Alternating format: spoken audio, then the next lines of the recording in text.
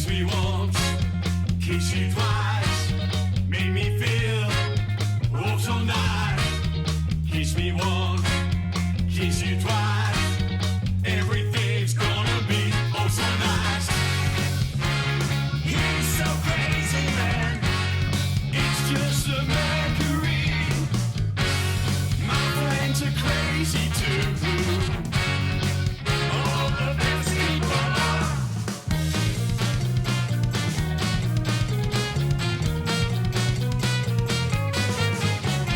Riddle me this now, can you guess?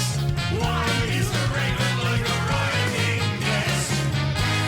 How will I pay for my crime? I'm being accused of murder in time.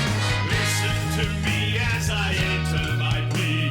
Fact of the matter, time and me.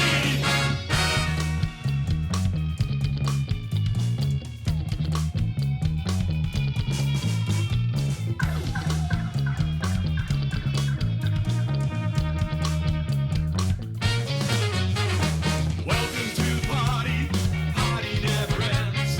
Always 6 o'clock when it all begins. Mousy told a story, Alice she got bored.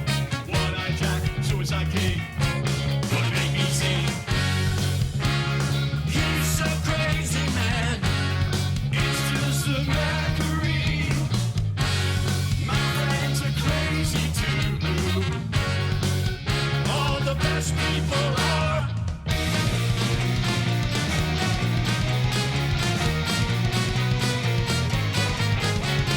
Riddle me this now, can you guess? Why is the raven like a writing desk?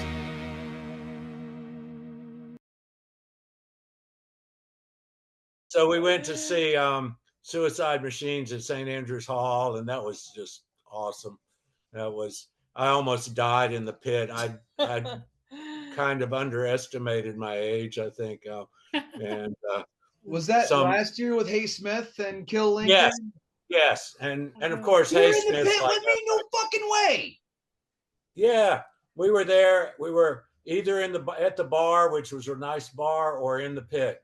We were hanging with Jamie and Matt from Michigan, and Sarah and Chris from Detroit, and Yep. there was a whole big crew of the Michigan ska crew, and yeah, we tucked in quite well at the bar. I think it was a great venue.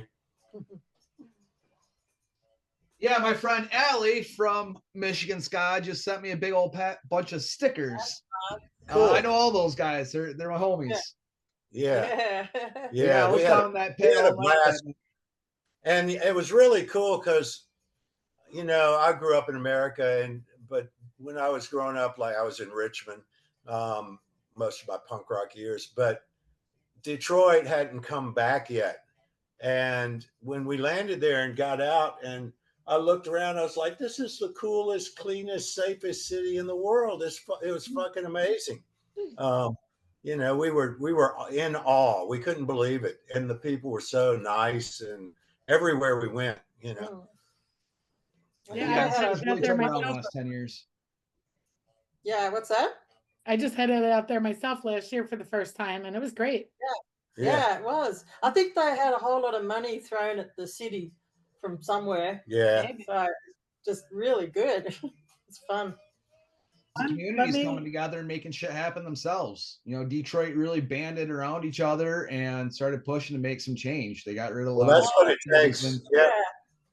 Yeah. It worked. Yeah. Where do you live?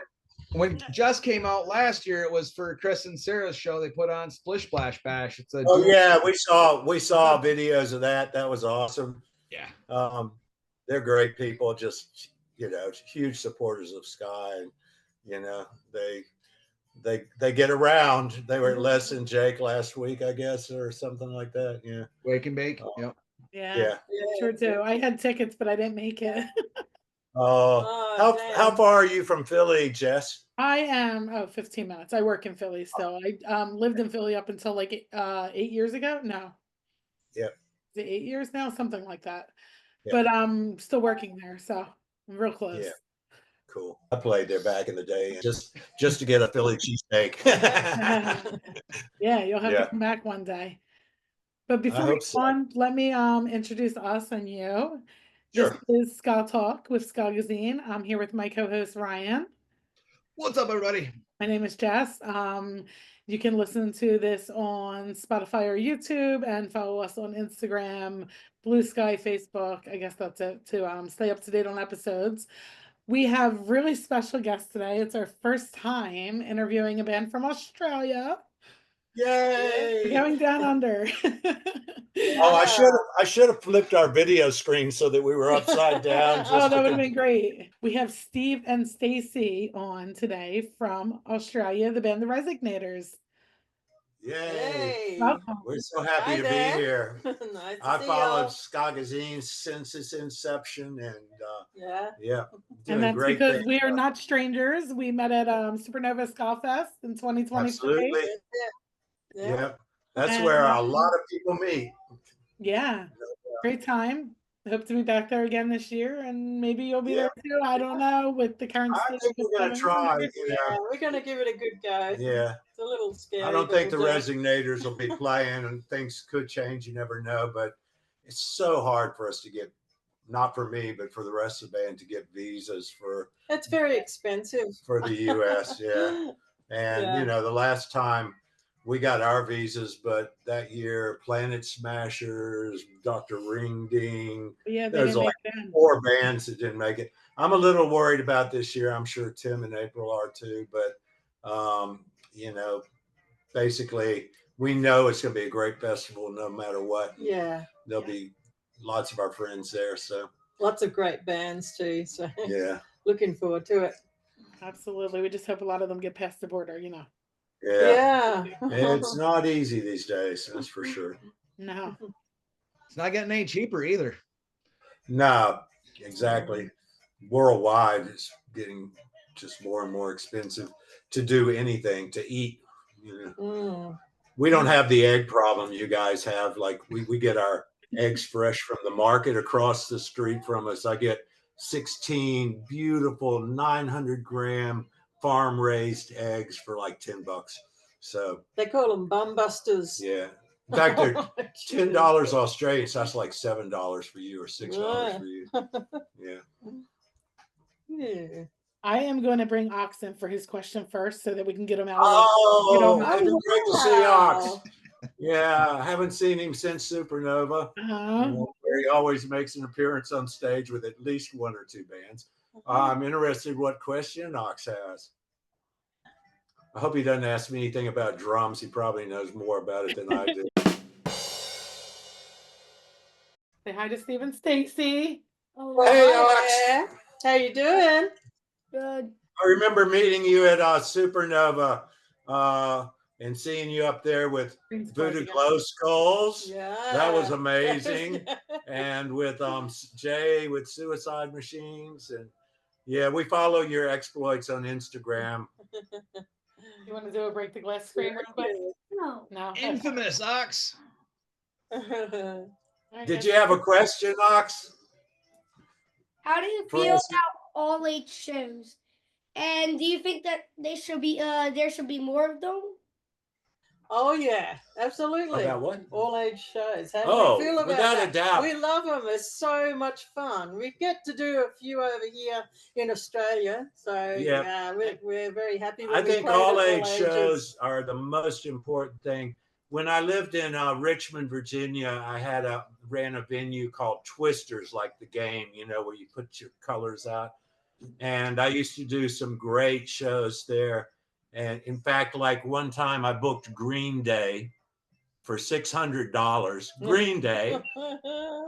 And they weren't much older than you are now. They were like teenagers. And it was an all ages show and it packed the house. And I did Rancid as an all ages show there. We tried to do that as often as possible. And even though we served alcohol, what we would do is we would put X's, 3 X's on the hands of people underage. And that way you knew that they weren't supposed to be drinking. You've And had usually people followed the rules and and did it all. But, you know, I think, you know, God, you know, people under 18 love music. Is that a volcano? Yeah. I just found it right here. All right, what's your other Do you question? think you'll ever come to Australia and visit? You gonna play in Australia one day? Yeah. Yeah. And see kangaroos. When you get your band together, we'll make sure we help you get a show, an all ages show together. And you can come down and see kangaroos and koalas and all the crazy animals. See some wombats. Wombats, they're fun. Spiders, like crazy spiders. Oh, you know, that's over exaggerated. we have a big spider that lives in our house at any given time. There's huntsman spiders, you know. They don't hurt you. They catch the flies. So yeah, so we keep them around. Bring one to our house right this instant. You can just fly here real quick. Yeah. Well, takes about 16 hours to fly over to see you. No, to get to Philly, it'd take about 24 hours. You know, it's Saturday there right now. Here, it's already Saturday, Ox, because when you go to America, you have to cross the international date line. Which is also the 180th meridian. Wow, that's smart. Yep, and the sun comes up here first, and then it comes all the way around. It goes to Europe, and then it goes across the Atlantic, and then it gets to the East Coast of the U.S. So you know how there's time differences between like Philly and California. There's a big time difference between Australia and Philadelphia. I've been to California. So we are the future. All right, that's your other question, so we can move on. What is your message for kids like me that love shows and also play music? Just go to as many shows as you can and learn as many instruments and practice. You know, you guys are lucky because these days you have like YouTube and, you know, lots of resources on the internet. Back when I was learning how to play guitar, I had to go down to see these voodoo ladies in the Bahamas who taught me how to play an upstroke and ska. But there wasn't any YouTube or stuff like that. So just do it all and do your best. And I guess the biggest thing is never stop. You know, just keep going, because you're going to get there eventually. You just get better and better over time. You know, a long time ago, when I had another band called Mud Helmet, it was a punk rock band in Richmond, and we got to open for the Ramones several times, and they were the nicest guys in the world, especially Joey Ramone, the singer. He was so sweet. And I remember we played in CBGB's in New York, and he was at the show, and he said, "Steve, can I help you load your amp out?" And I was like, "Yeah, you can help me." Hey, you grew a beard already. Are you getting older? I'm a volcano. It's spitting lava. Oh, we have old volcanoes in Australia, but not many new ones. New Zealand has all the new ones. But we have old volcanoes. We have one really old volcano right across the street from our house. Wow. Now it's just a hill. All right, say goodbye. Good to see you, Ox. Bye. We'll see you at Supernova. Proud Ska Mama. Wow. Yeah. Right.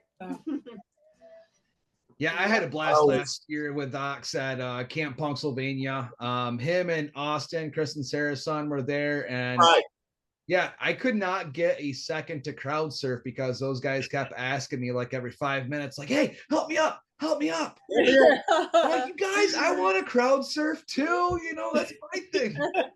That's what I love about shows like that, or Supernova, or when we were in Japan seeing Hey Smith. They're so helpful with the crowd surfing, and security actually helps the kids, you know, get over the barriers and stuff like that. You know, and what an experience. It's a beautiful thing. But speaking of all ages shows, how old were you guys when you started getting into music? I think I played my first show in the 5th grade, but the drummer had cardboard boxes. It wasn't real drums. Stacy, when was your first show? Oh no, probably Teenager. Well, yeah, I think so. Like when I first started learning the saxophone when I was 18. So yeah. But you started on oboe. Yeah, I did. There's not much room for oboe I in did ska. classical oboe for 5 years, which is a real discipline, I can tell you that. But it stood me in good stead for all the other instruments I learned. So yeah. I wish, my parents were pretty supportive of music, but of course, it wasn't like the scene today. But, after dinner, your family dinner, we'd always go into the living room together, and they had a giant Magnavox furniture stereo, and they played a lot of that. Like, it kind of instilled my love for horns, a lot of that big band stuff, or Herb Alpert, or Glenn Miller and stuff like that. And then slowly started getting into the rock too. My parents kind of liked the Stones and stuff like that.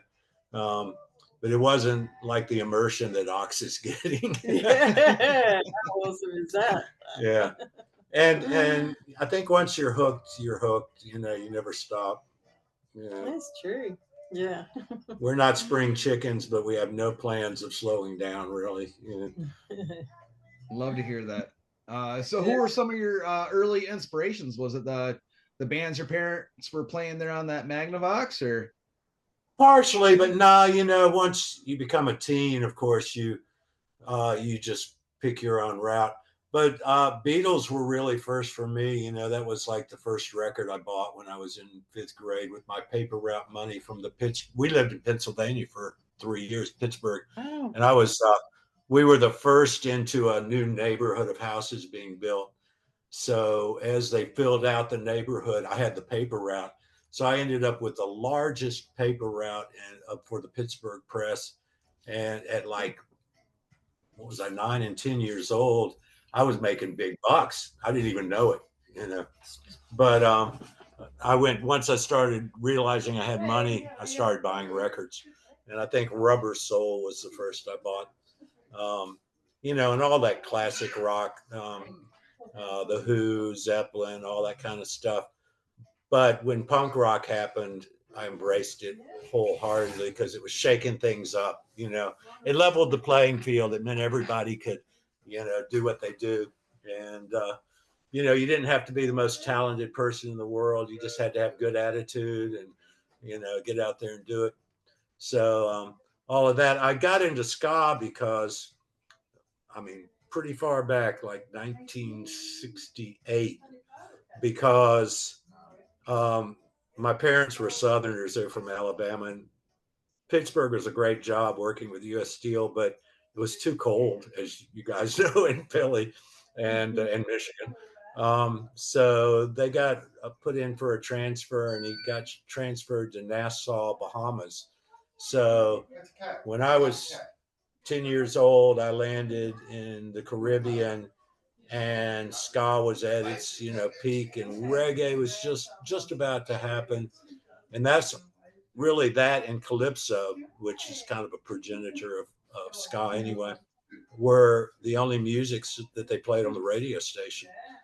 I went down and got guitar lessons from these literally 2 voodoo priestesses, the Camler sisters, that showed me how to play things, like whether it was Yellowbird, calypso, or Monkey Man ska, stuff like that.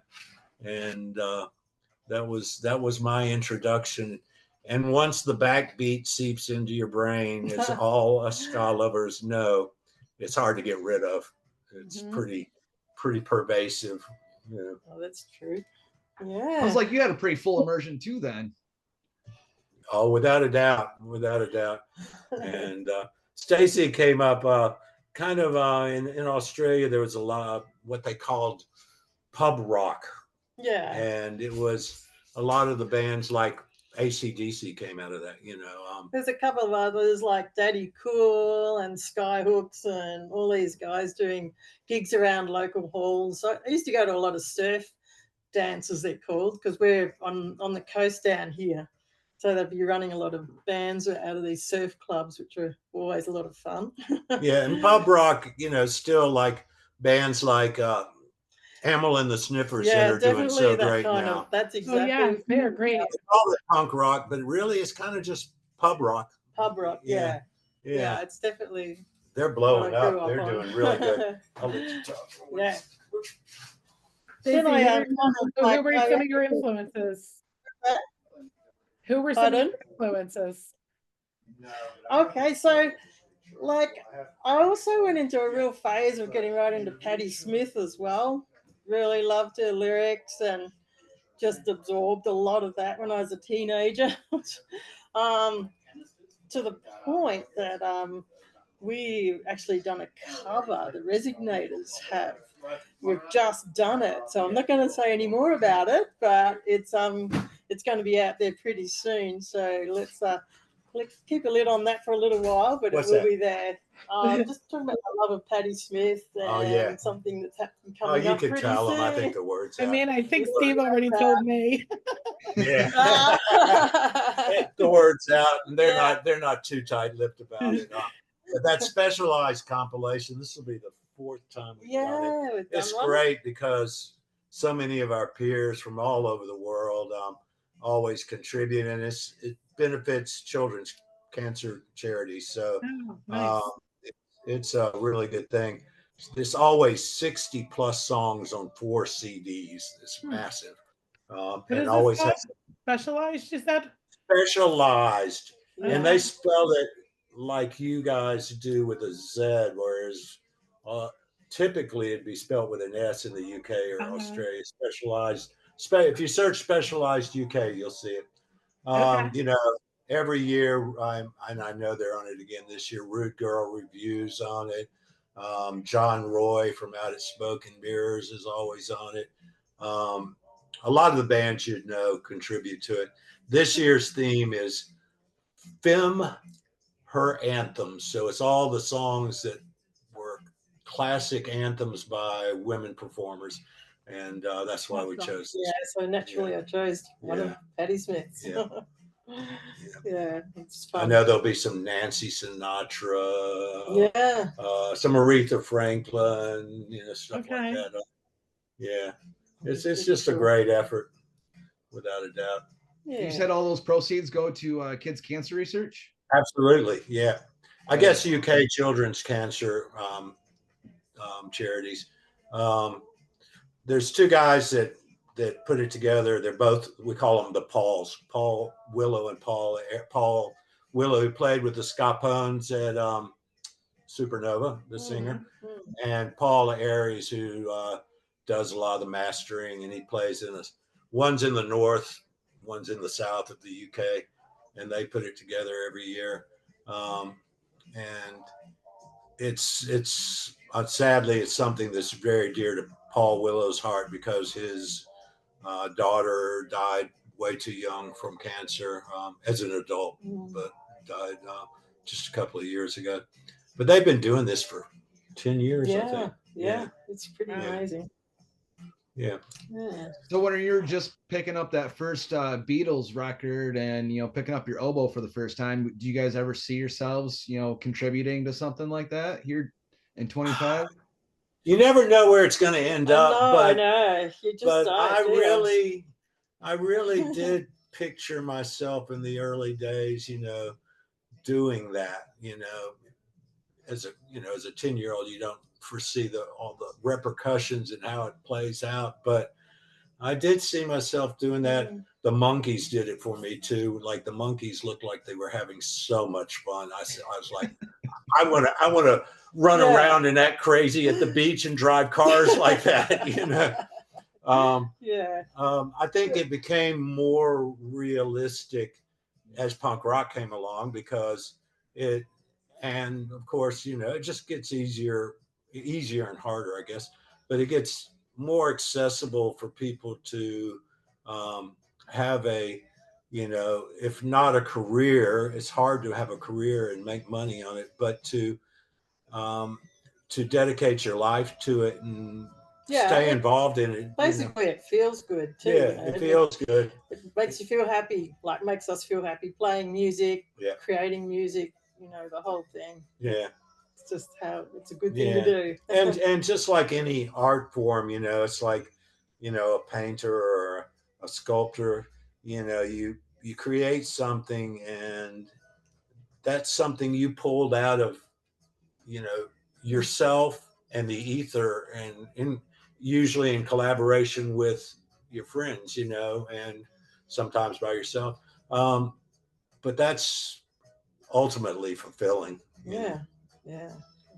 We don't last forever, but songs do, you know. Yeah. Sure, you got to leave behind your legacy, right? Yeah, that's it. Yeah, totally.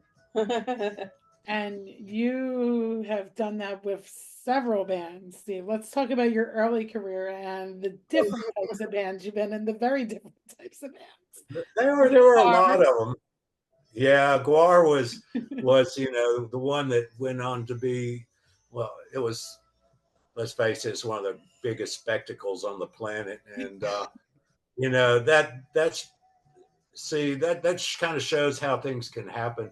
That spawned out of just a silly little hardcore punk trio, you know, that did crazy stuff at every show. And one time we became War, and that sort of just eclipsed it, you know. How did you come up with that name anyway? Dave just came up with, I think he just, he yelled it or Dave something. just went, we'll call it War, just because it's like, it's like a roar. And then people said, well, what does that mean? What does it stand for? Nothing, you know. It's just a caveman, you know, space caveman utterance, you know, or something like that. But you know, that was I was there at the beginning and through the formation into the first album and stuff. It, to me, it was a band that we started to make fun of metal, and now it's kind of become a metal band, you know. Yeah.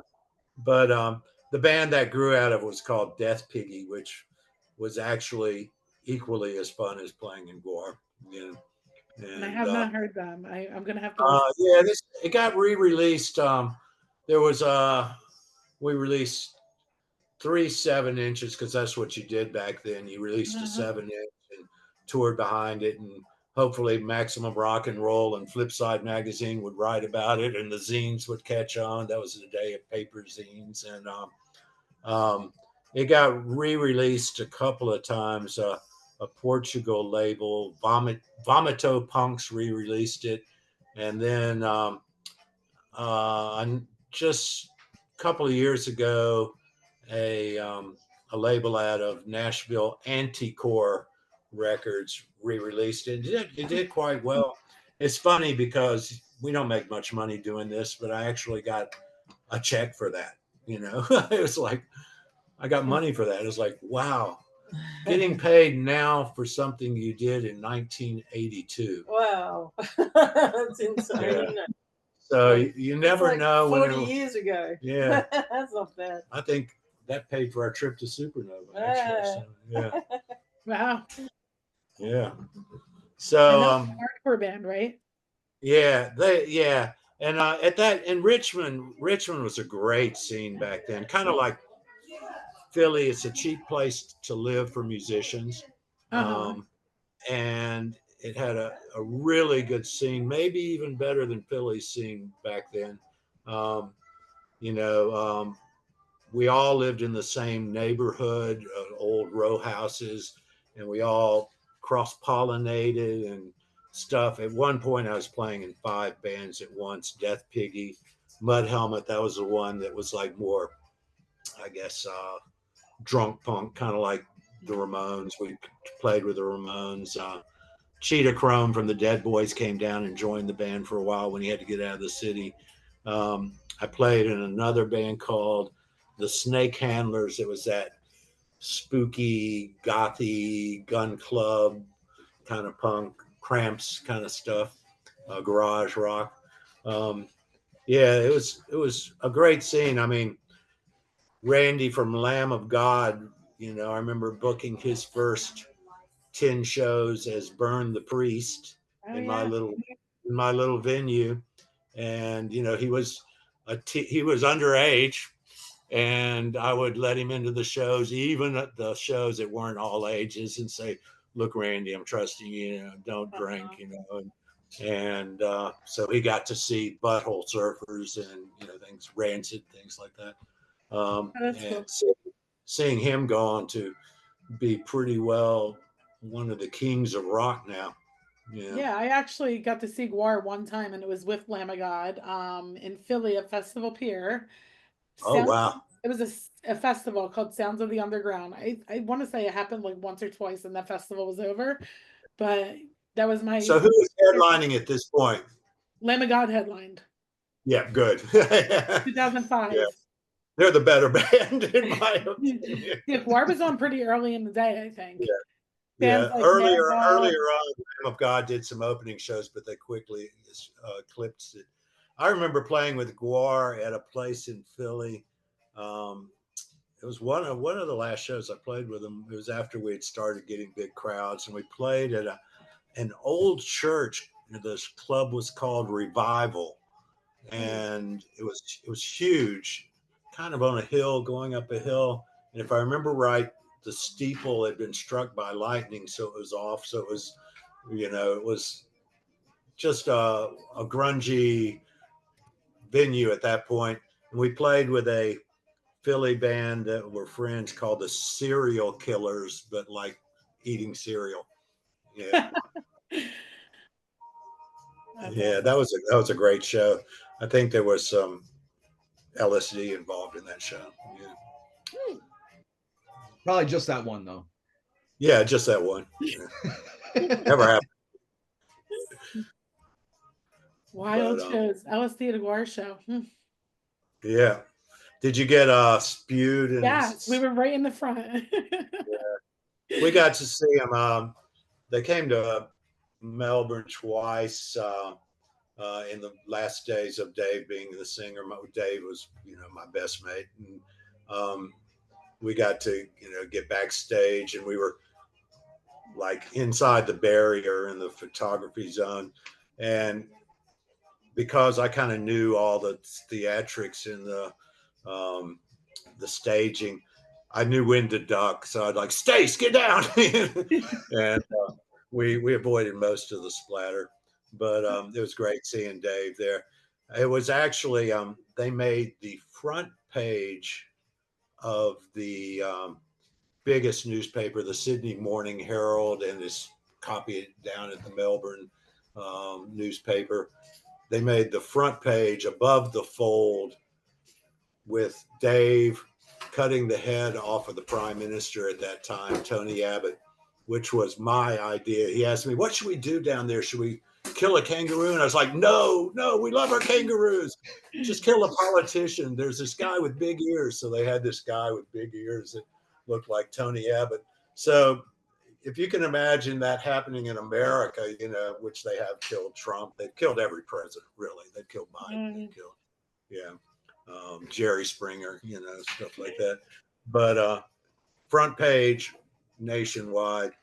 And unfortunately, they went to Japan after that. Unfortunately, it was months after that Dave passed away. And, to me, they continue to this day, and they still have lots of fans. But personally, Dave was the heart and the soul of that band. It's granted you're in costume, so you can almost get away. You can put anybody up there, Ox up there. He'd just be a little character. But if you allowed him to. I think she probably would. Yes, I think she probably would. I think he's better off with Suicide Machines and Voodoo Glow Skulls, though, to be honest. Exactly. I don't Voodoo Glow Skulls came down here with Hay Smith, and that was just so awesome hanging out. Hay Smith are the nicest Japanese people on the planet, but Voodoo Glow Skulls and Frank back in the band, we had such a good time tooling around Australia and hanging out. I miss both of those bands already, and hopefully we can cross paths again soon. I hope so. I love both. Hey Smith is just I can't. They're so good. Yeah. They do something to me. The first time I saw them, Cat Bite went over to play with them, and Kill Lincoln, and Tim and Britt told me they were doing that, and I was like, oh, I knew of Hey Smith, but I hadn't really dove in. And Rest in Punk had just, I don't know if it'd come out. It was getting ready to come out.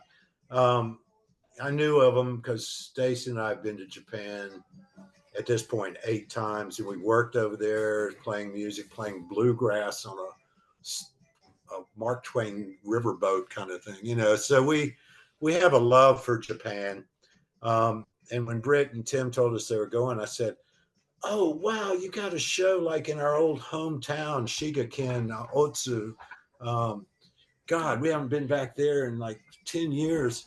And so we booked a flight and we went over and caught several shows. And the first night at that show in Zeze at Shigaken, Kill Lincoln killed it and Cat Bite killed it. They were alternating who opened.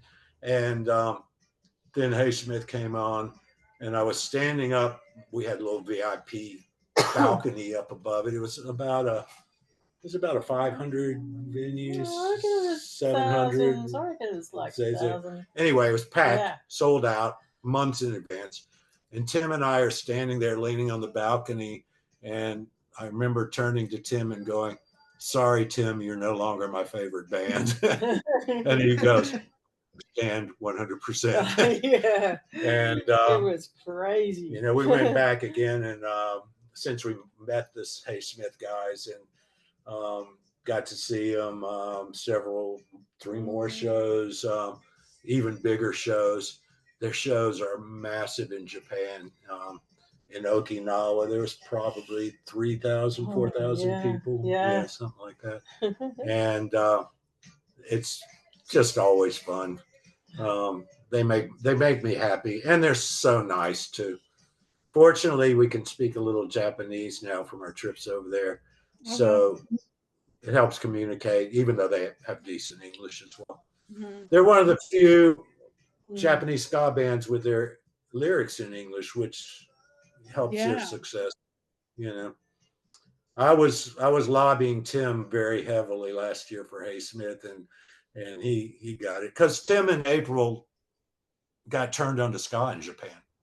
They lived in Japan, in Tokyo, and April was an Air Force weather researcher, and Tim was working over there, and they went to a little record store in Shinjuku in Tokyo.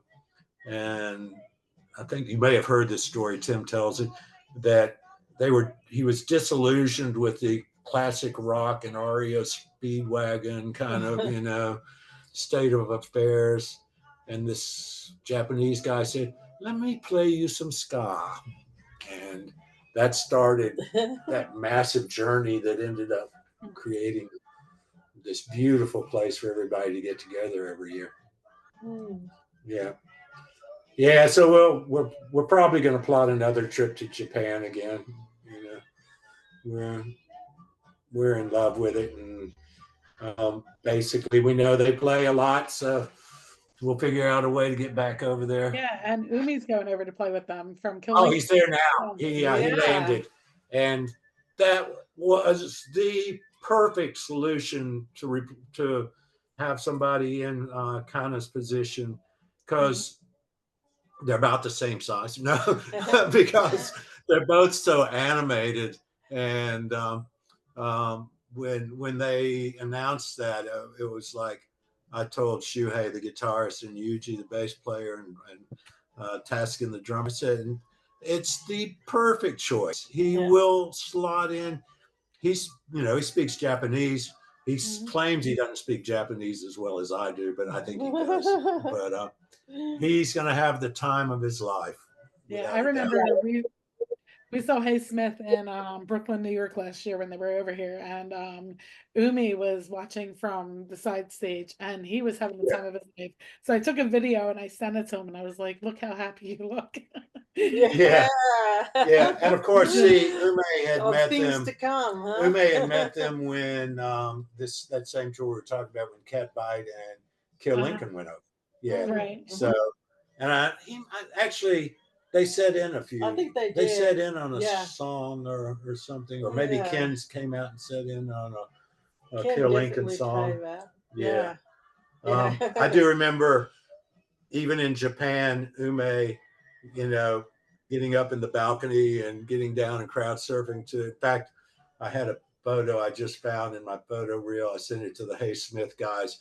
It was Ume at that first show we saw with Kill Lincoln and Cat Bite and Hay Smith, crowd surfing with his plastic trombone across to get back to the stage. Yeah, I'm very, very happy for both the band and for Ume. Yeah. It's going to be a fun time for both of them. Yeah, I was kind of disappointed at last year at St. Andy's when he couldn't jump off the balcony like he did before. Oh, I know. It's a bit high. We saw that in one show in Osaka too. He was up there and he was looking down. I was like, no, don't do it. We were in that same balcony across. We were on the left side. He was on the right side, but it came around in view so I could see him. And I was looking down going, I don't know if you'd survive that. His little safety crew would really have to The their UA job safety cut out. I love those t-shirts. I actually got one of them. Yeah, the year before when they went to St. Andy's, he was able to get away with it, but I don't think they had any idea what was coming. So he just kind of made his way out to the balcony, and then he was on top of the crowd. But this year, they were kind of looking out for it. They're like, dude, no, you're not pulling that one again. It's a pretty big fall. Yeah. Or jump, however you look at it. Yeah, I don't know if we'll get over to see him on this. They're doing a run of tours that'll start up pretty soon. A run of shows called Welcome to Caffeine Bomb. Caffeine Bomb's one of their labels and management groups over there, and really great guy named Hideki. And they're playing almost every night for like 2 or 3 months, but it's going to kind of overlap with the time that we're coming over to North America minus USA, because we're doing Pooza. And we actually, it's kind of sad, we actually paid a little bit more to avoid flying through the US. So we got flights to Fiji, Vancouver, and Montreal. And it's just Stacey's, been flagged before because we got caught playing without a visa one time. And so she always gets pulled aside. And with all this current consternation and hearing about, worrying. People with valid visas, still getting dragged away. So we're sorry, guys. We're kind of going around the U.S. Can't say we blame you. No, I know. Yeah, I don't know. I'm sorry you guys have to do that, Yeah, it's really rough, really is. To get a performance visa to play in America is so expensive. And then they have to honor that visa. It's up to the discretion of whoever's at the gate. Yeah. And if that person thinks or has been instructed to be a badass, you have no say in the matter. You just don't know what. I have a U.S. passport. It's hard for them to keep me out. But the rest of them, it's that way.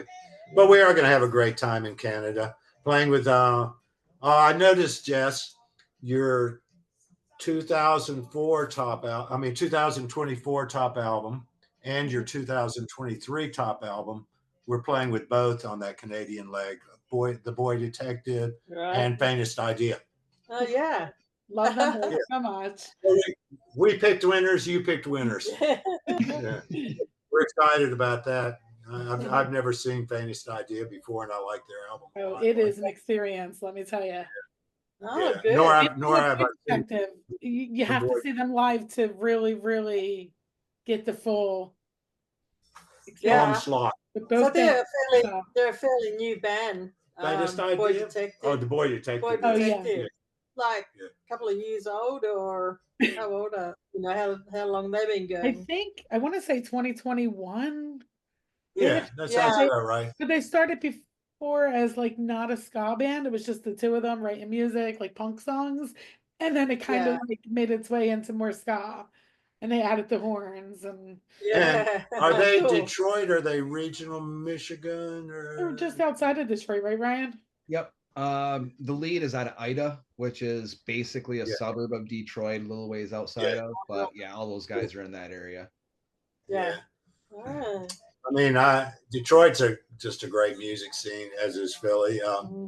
But Detroit has that legendary like history with, back, or not just Detroit, Michigan, Iggy Pop and Motown and techno was born there. Yeah. Like after that St. Andrews show, we were pretty pissed me drunk in Australia. And thanks to Matt and Jamie and Chris and Sarah, we were pretty wasted. And we walked out and everybody else was going off and going home to kids and stuff. And I looked at Stacey and I said, we're in Detroit. We need to find some real Detroit techno. And we found this place with a big line. We were standing in line and I was talking to a guy. I said, yeah, we're looking for some real Detroit techno. He said, this probably isn't it. This is fun, but go here. So we got out of line, jumped in the cab and went and danced till dawn. Till dawn in a real Detroit. They had some like really top dog European DJ there, and it was cranking, and got even further wasted. And do you remember who drove us home? I actually don't. It was we stood out there. We couldn't get a cab, and we were just standing out there trying to figure out how are we going to get home. Ubers, there was no Ubers coming up, and this guy just pulled up and said, "You need a ride?" And we said, "Sure." We hopped in, and we realized it was a homeless guy who just had this car filled with all his belongings. Yeah. And he claimed to be Jesus. Yes. And we just rolled with it. We said, cool. We just talked about his teachings and stuff like that, while all the while worried, are we going to get back to our hotel or not? But he did. He pulled up and I said, how much do we owe? He said, just give me whatever you want. So I think I paid him like twice as much as I would have. Just so we could get some food and everything. Yeah. But that was pretty funny. Jesus took me out. This sounds like a song. Jesus took me home from all night techno after a Suicide Machine show at St. Andy's. That seems like that is worthy of a song for sure. Yeah. Those are the adventures you live for, the memories. And the next morning we woke up and we looked at each other and said, this ride home last night, did that really happen? We described our perceptions of it to each other and it was the same. Yeah. That needs a song and a video to go with it. Yeah, Jesus drives a cab in Detroit. Yeah. We have Philly Jesus here. There's someone actually named Philly Jesus. You can find him on social media. Named what, Jesus? Philly Jesus. Philly Jesus. Uh-huh. Look him up. It's interesting. I will. I mean, Jesus is probably everywhere, especially in Mexico. There's a lot of Jesus. Yeah. Yeah. So Steve, why did you move from here to Australia? Because of me. Yeah, that's a simple question. Simple answer to the question. How did you meet? Up to the chase. Well, the way it happened was I'd been in Richmond at that point for like 20 years after university. I'd run the record label. I ran the venue. I played in all the bands. I did all the posters, the graphic design. I worked in the record store. I kind of run its route. It kind of burned out, and a marriage had run its route. So I just gotten divorced, and this friend of mine who I love playing bluegrass too. That's another side thing that Stacey and I both do, like bluegrass or Americana, rootsy stuff. And yeah, I love bluegrass. It's like hits you in the heart. The common theme is the backbeat. Yeah, Bluegrass has backbeat, ska has backbeat. That All mandolin the same backbeat. thing. Yeah, exactly. But this big bluegrass star from Richmond, James King, has since passed away. He was, Rounder Records out of Philly, Rounder Records. He was a big, like, country boy Christian bluegrass star. Not overtly Christian, but bluegrass by nature kind of is. He came into town. Whenever he came into town, he wanted to hook up with me and party because, the country mouse comes to the big city. And he said, Steve, you got to get out of Richmond. I'm going to Australia next week. You want to come along? And I said, fuck yeah. And so he hooked me up with there's one big bluegrass festival, the biggest in Australia, called the Harrietville Bluegrass Festival. It's up in the mountains of Victoria, the state we're in, up in like ski area kind of. I contacted the promoters, and at that point I'd just come out of a Carter family tribute band as well that I had as a side project, playing the songs of the Carter family with my ex-wife, and doing those old 1920s, 1930s songs, kind of pre-bluegrass, pre-country music. And came down and did a performance and seminar and workshop on the Carter family. And the first day there, I was hanging out with these guys that had the T-shirt pavilion there. And being an American, I was the exotic, import there. And Stace was hanging out with them too. Well, I saw you walk past, right? You did. You were on your way to the T-shirt stand. He pulls off his T-shirt to get it printed right then and there. And it's not like I have any massive wow pecs or anything like that. My eyes just went, ooh, wow, who's that cool I was wearing all black with a cowboy hat. You look pretty awesome. But we met each other. But that night, I was, after the festival, they hooked us up with these lodges, like log cabins up there in the mountains in Harrietville. And I was just sitting out on the front porch playing my acoustic guitar by myself because somebody had given me. Well, no, the cello player was in that circle. Not yet, but somebody gave me some Australian produce, shall we say, some Australian herbs, and I was looking up at the sky, and I'd never amazing. seen anything like it. When the southern hemisphere as a whole, we see a whole different set of stars. We see the same moon, but a different set of stars, is one of our songs, Resignator song says. And when it's a clear night up in the mountains, it looks more white than black. Yes. It's like it's painted across the sky, the Milky Way. Yes. And I was playing my guitar, and all of a sudden I heard a little fiddle come whispering, and Stacy walked out of the bush with her fiddle and set in. And there was a little battle between her and a cello player. Yeah, this cello player had her eyes on Steve, and I was sort of like playing the fiddle, and it was full on. No, Stacy won that fiddle contest.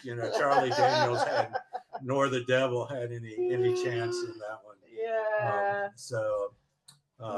That was how we met, and I was ready for a change, and Australia seemed like a good possibility. And so I went back, sold all I could come down here with was like a suitcase and a guitar. I couldn't move all my shit down here. So I sold off most of my instruments, all my record collection, which was thousands, maybe tens of thousands. And, ended up packing it in and moving here to Daylesford, Australia, which is a beautiful little country town here. We live about an hour outside of Melbourne, which is the best music city in Australia by far. And we're in kind of rolling hills countryside, probably not much different than country Michigan.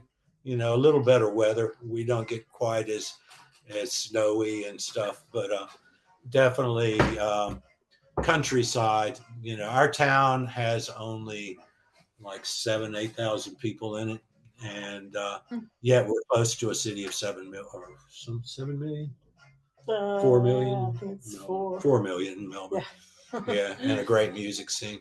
So with our little bluegrass band that we have called the Family Farm Band, we play like local venues. There's in Australia, pubs are called hotels. They're not really hotels. Some of them may have a room, but called hotels from the old days when people would travel around and, you know, gold mining or whatever. They'd stop in a hotel, and they're really watering holes. And there's lots of those little country pubs around. Some of them date back to the 1800s, gold mining days. Yeah. Yeah, our area was really settled, and money came in after the San Francisco and Klondike gold rush. Once those started running out or filling up, they discovered gold in our area, and we have lots of friends that go and mine for gold every weekend, you know, the creeks around and stuff. Yeah. And they find it, you know, little bits. Yeah, it's called the Golden Triangle Yeah. of the Central Highlands up here. Yeah. Cool. Lovely place to live, though. And Australia, to be honest, it suited me at that point. When I came down here, Bush was in power, and I thought he was bad. So that gives you some perspective. But yeah, you know, here it's a little more relaxed. We don't have, you know, there's right wing and left wing everywhere, and you know, bigots and racists and stuff, but it's not as prevalent here, and it's a pretty comfortable place to live. We, you know, Tucker Carlson would say we're all communists here, and da-da-da-da, because we have socialized medicine. That one thing alone makes life a lot easier for people. I mean,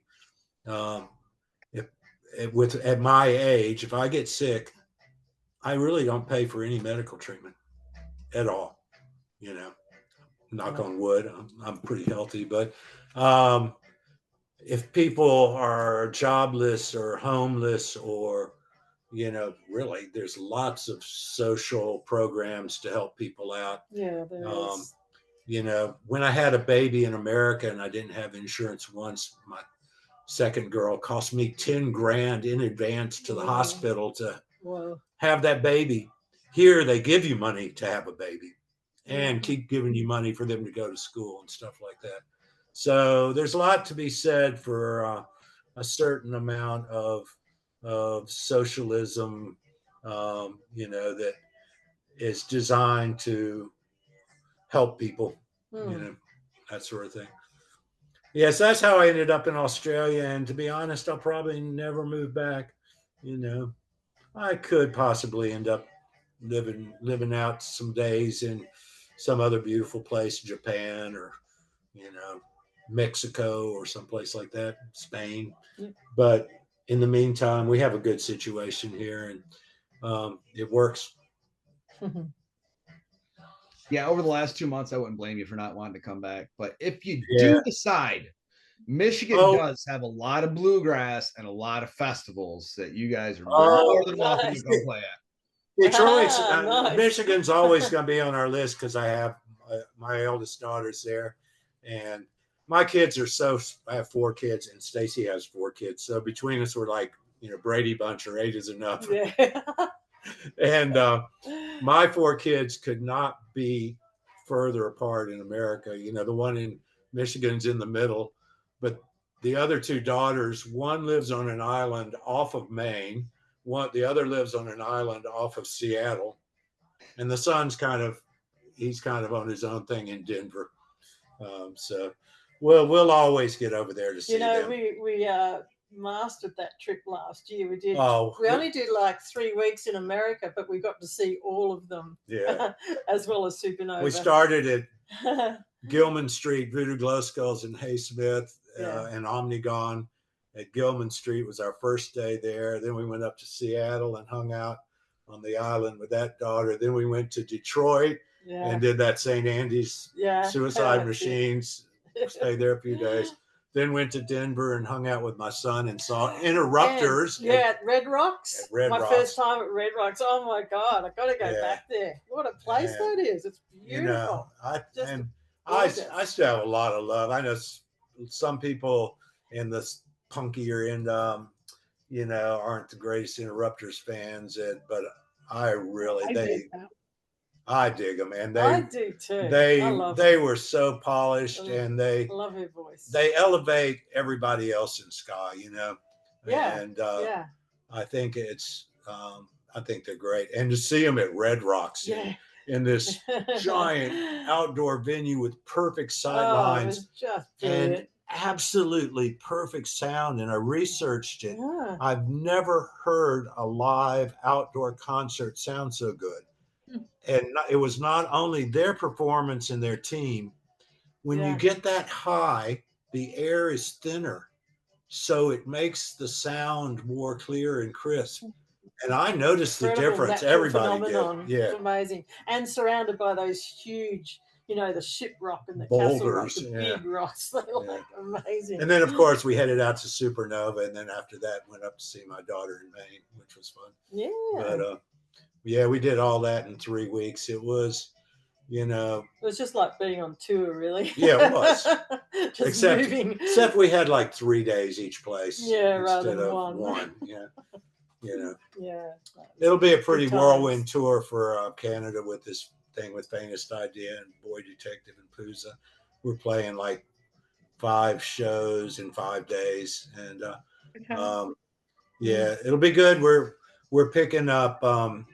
Our horn guys couldn't get over due to commitments, so Eric Molina, who played with us at Supernova and plays with Los Mal Hablados and so many other bands. Yep. Yeah, he and Dom and Testino from Rochester. I know him too. Yeah. Yeah, who also played with Mal. So they're our horn section for that tour. Nice. And I'm really excited. I have a lot of love for Eric. He's like my Mexican adopted son, Yeah. I did not make it to Supernova last year because we wanted to get out to NoFX's final shows in California. But am I saying it right? Los Mal Hablano? Is that how you say it? Los Mal Hablados, silent H. Okay. They played a very intimate brewery-like venue here on their way to Supernova. And I got to see them, and there were only like 80 people there. It was so small, and holy shit, it was amazing. They are so good. Yeah. They come out fierce. Yeah. I'm glad we got their show at Supernova. It was really great. Just opened a lot of eyes. It was like kind of like Mutiny, kind of got some fans, and Hit Hard or Los Carnales. There's something in the the Latin ska, the blood, that fierceness and that passion that comes across. Out of Control Army. Well, what does Los Mal Hablados mean? Like Los Mal Hablados means face. The shit talkers. Shit talkers. I know that. Nice. Yeah. Okay. The bad talkers. Right. Yeah. But we're probably taking him to Mexico too on the next leg of that. We're playing a festival in a few places in Mexico City and Tecate and Tijuana and Mexicali. And I speak Spanish pretty well, and I've been refreshing. I've just started learning it. But it's always good to have a native speaker with you as well. Yeah. Good. Yeah, so all these travels across the U.S. and living in Australia. What can you tell us about the different ska scenes? Like, I can imagine there's got to be a big difference. Obviously, you guys are on a big resurgence over there.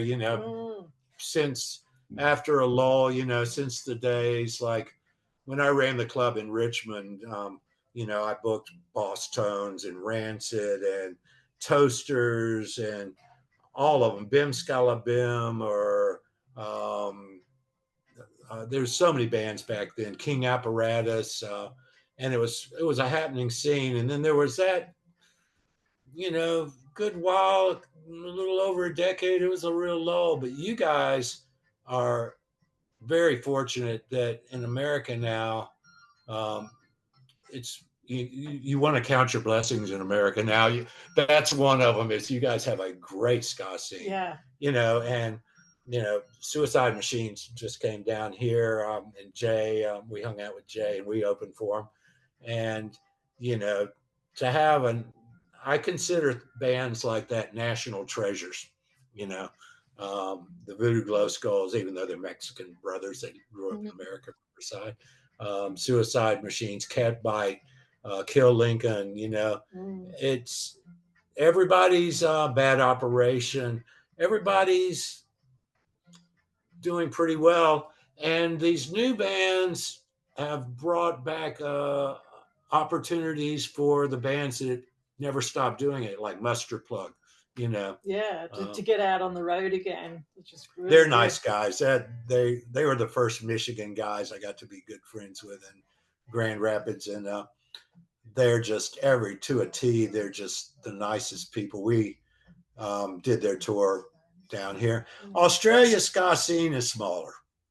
Australia's smaller. It's as big geographically. Population-wise, we're only a tenth of America. But population and it's really difficult to tour. Like, when I lived in America, I could do, okay, I'm in Richmond tonight, DC tomorrow, Philly the next night, New York the next night. Might as well keep going to Connecticut and, whatever.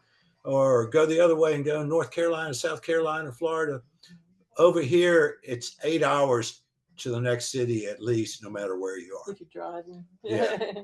So from Melbourne to Sydney, if you drive, it's prohibitive. Especially once you get up in the North Queensland, it can be 20 hours to the next city. Or if you wanted to go to Perth, it's 4 days driving. It'd be like driving from, Portland, Maine to Portland, Oregon.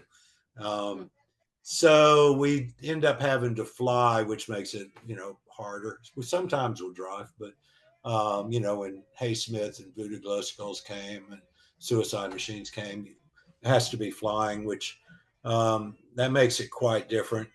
We do have, a few Australian ska bands that, keep doing well. The Porkers, got huge international.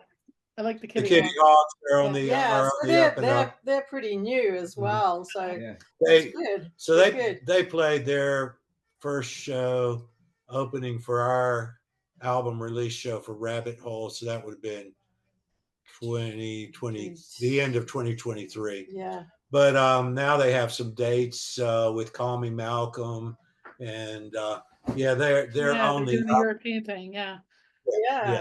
I think they got two festivals in Europe, and I think they got a run of 6 or 7 shows in total, which is nice. Yeah. It's there's a lot of old school ska bands that still reunite and play every now and then. Yeah, like Loingroin. We're playing with one of them. They've just kept going, kind of. Loingroin. They've been going since the 80s, I think. 90s at least. Area 7, who are friends of ours, that played at the last ska. Francis, our singer, does that ska festival, Ska Nation, every year. Yeah, and that helps. Always trying to get us to come out. Yeah. It's definitely fun, and it's always good bands. That's great, because he's brought out Haysmith and Mad Caddies and Mustard Plug, Playing the Smashers, Creep Show, Toasters. Yeah, Canadian band Creep Show. I love them. Yeah. So that's like your Supernova out there. Yeah. Yeah, it is. Not nearly as big though. Everything's on scale here, so but absolutely fun, and just it's a challenge every year. It's a challenge for Tim and April to do what they do and make it work. To be honest, I don't know how they pull off every year as far as logistics, finance. Luckily, Tim's a masterful, and April, masterful organizer, and logistics. I mean, he works with like hostage release things and stuff like that as well. So he has to be good, I guess. Getting a ska band's not quite as hard, as difficult as getting a hostage released or something. Well, we do have a question from one of our listeners about the circle pits down in Australia. We do say they go backwards. Yeah, do they go backwards? No, they don't really. I could have perpetuated that and kept you out there. But on tour in the Northern Hemisphere, we always pull that gimmick out. And when a pit starts, we just stop it all and say, what are you guys doing? You're going the wrong direction. So we have done that many times. That's our gag to play on the crowd. The other thing is to have Vegemite samples at the table and let people try that. And usually we try and get a picture of their face right after they do, because it's pretty funny. I think it's very salty. Have you tried it? I wonder if you've tried Vegemite. Every Australian eats it often. Like, it's the greatest hangover cure. That's awesome. What was there's some? It's made from the bottom of beer barrels. So yeah, it's meant to be good. Sarah and Chris and I were talking about there's some Chicago Malort. That's it. Yeah. So it's our equivalent of that. It does work for hangovers. Yeah. The first time I tasted it, I went, whoa, this is not what I was expecting. I don't know that Malort would work for a hangover. That's just going to make you want to puke. Maybe that was just Chris's excuse. I don't know. Hair of the dog. But I would choose another. I have gotten to where, like last night, right before we went to bed, we wanted a quick snack, but didn't want anything heavy. And Stacey said, piece of Vegemite toast? And I went, sure. And it's just butter and beer barrel drippings, spread on. So lots of vitamin D. Spread on toast. It is good vitamin D, high in salt. Lots of salt, though. So we often expose people, like in North America, to Vegemite. Are you coming to Supernova this year, Jess? I am planning on it, yes. I'll bring you some. Oh my goodness, okay. I'll bring you Vegemite. It cannot be worse than Malort. There is no way in hell. No. It's pretty nice. I like it. You acquire a taste for this. I don't think I'd ever acquire a taste for Malort. No, I'll drink it. I drink Malort. Somebody, I'm not sure who it was. Maybe Sarah said it tastes like burnt tires or something like that. I think piss and gasoline mixed together. Oh wow! No, I don't think I need to try it. I'll try most anything, but I think I don't need to try that. Yeah, I know it's made from wormwood, which absinthe is. That's bitter. But absinthe at least has, if you get good absinthe, as we got in the Czech Republic, it has at least an interesting flavor. I wouldn't say it's gross, Yeah. The Punk Rock Saves Lives crew, they love their Malort. That's my first time I ever had it, was when I volunteered for them. I was like, oh, we love this. They have it. They're great. They are a great organization. I love that kind of stuff. Yeah. Seeing people get out there and making a difference, back in the days in Richmond, and we had a very good kind of political advocate scene, and then we had the Food Not Bombs, and that would help feed people, and bands like Avail and stuff like that were active in it and could use their acclaim and their fans to help bring attention to causes and stuff like that, and all the skinheads against racism and stuff like that as well. It's important to have support your scene, locally, nationally, internationally. Absolutely. Yeah. And they're doing it. They're getting out there big time. Yeah. So, hey, anybody watching this that doesn't have a DUI, some of my Michigan friends can't cross the border. Please come up and check out the Resignators with some guys from Los Malhablados added in, and along with Faintest Idea and the Boy Detective at different shows. And there'll be a string of dates. We'll have the the whole poster up soon. We're getting ready to release this, a really yeah. killer poster designed by Steve Kitchen, who's done work for us before out of Vancouver.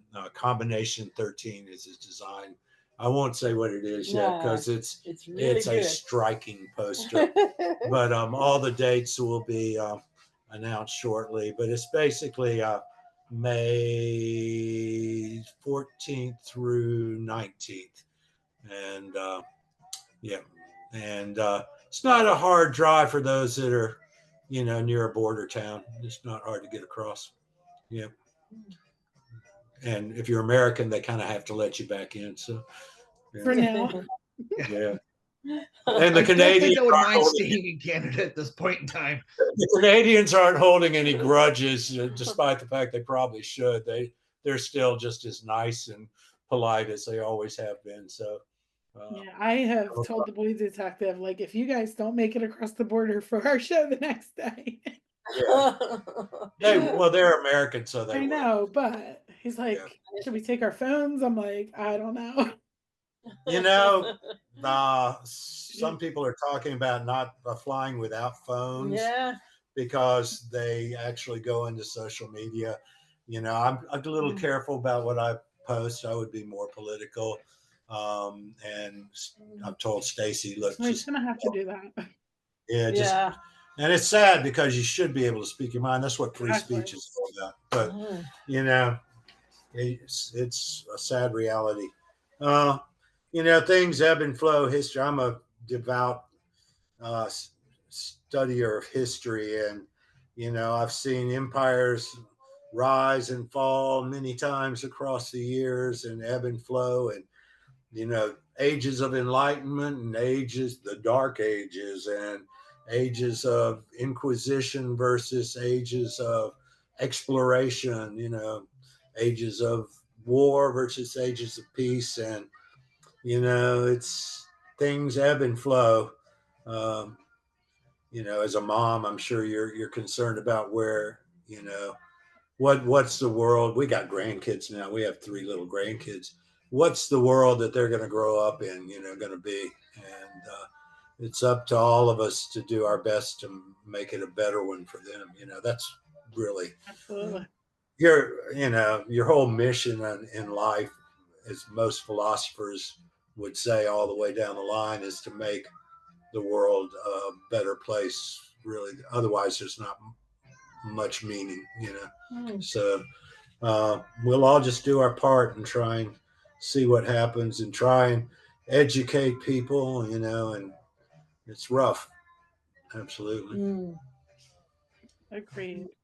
Yeah, I stay very informed myself to everything that's going on. There's a lot of grassroots protesting organizations that are popping up. Yeah. Indivisible is one of the big ones. I've taken on kind of a big part in the Michigan organization, trying to make sure people have a place with people in their location that they can meet with, they can plan protests with, that they can rally with, because we're going to need to support each other and have each other's backs. That's going on. That's what ska and punk rock and ska, especially back in the UK two-tone revival, and even back in Jamaica in the earlier days, the community and inclusivity and stuff like that.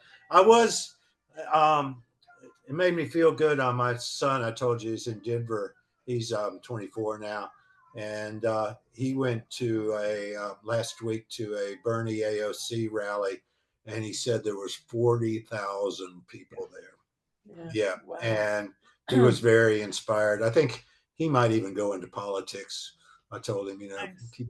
keep a good record. He's a kind of a genius hacker, works in cybersecurity and AI, makes more money than Daddy has ever made in his life. Oh, look at that. That's it. More punks in politics. Wow. Let's go back to that shot. Wow. I can't. Hold that one up. Yeah. Oh, go back to that. Oh, I can see it now. Yeah. Yeah. Lindsay from Rude Girl Review had that made up for me. That's awesome. Wow. Yep. That's I'm awesome. running for office right now myself because we need Cool. people to give a shit about other people that are actually representing us. You know, people Yeah, look out and for. that's important.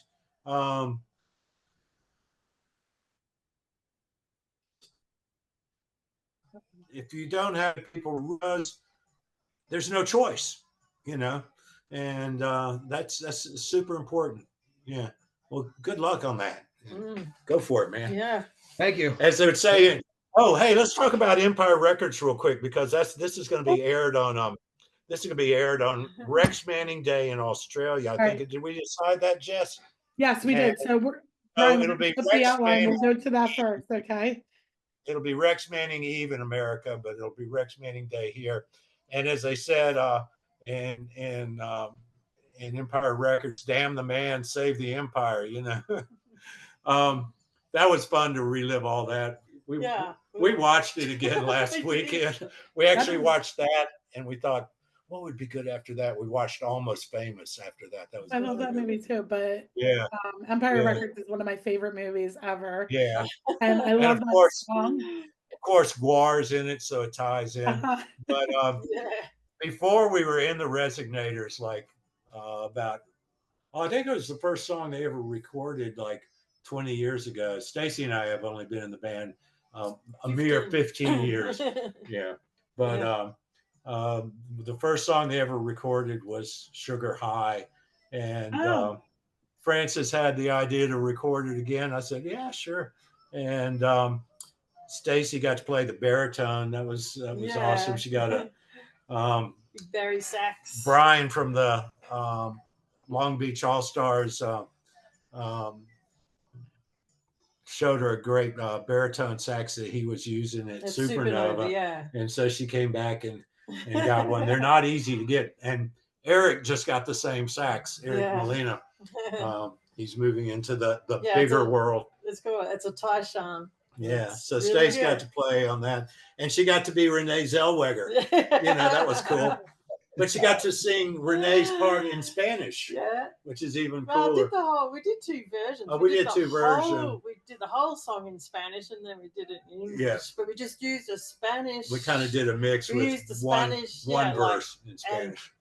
And chorus. Yeah. Yeah.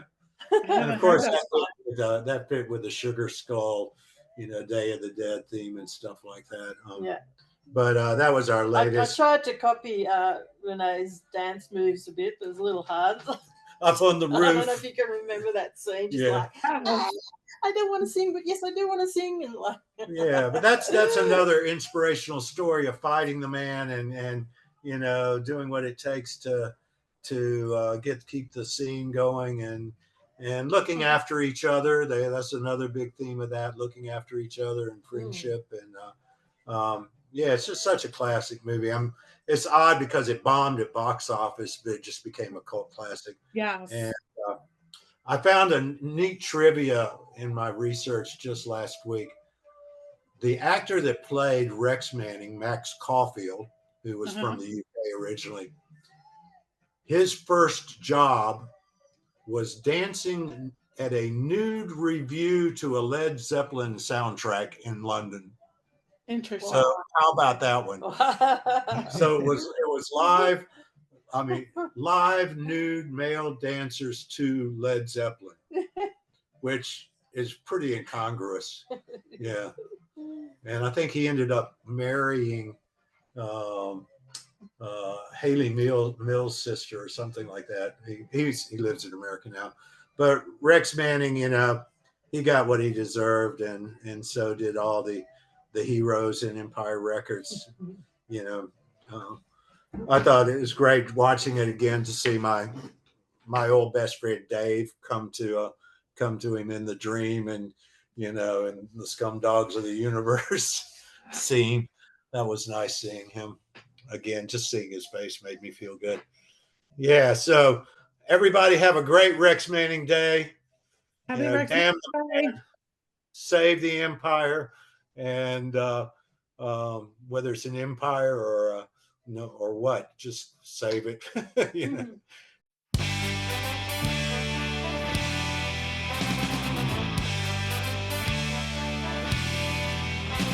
They all say taught you anything but think again. Sometimes reputations outlive their applications. Sometimes fires don't go out. You don't plan with them. I feel so funny deep inside when you kiss me goodbye. Sugar high. Sugar high. We could go out and not even leave the house. A TV set and a bottle of wine. Just fine. Making out on the old pull-out couch. Watching Saturday Night Live. I guess that's why I feel so funny deep inside when you kiss me goodbye. Sugar high. Sugar high.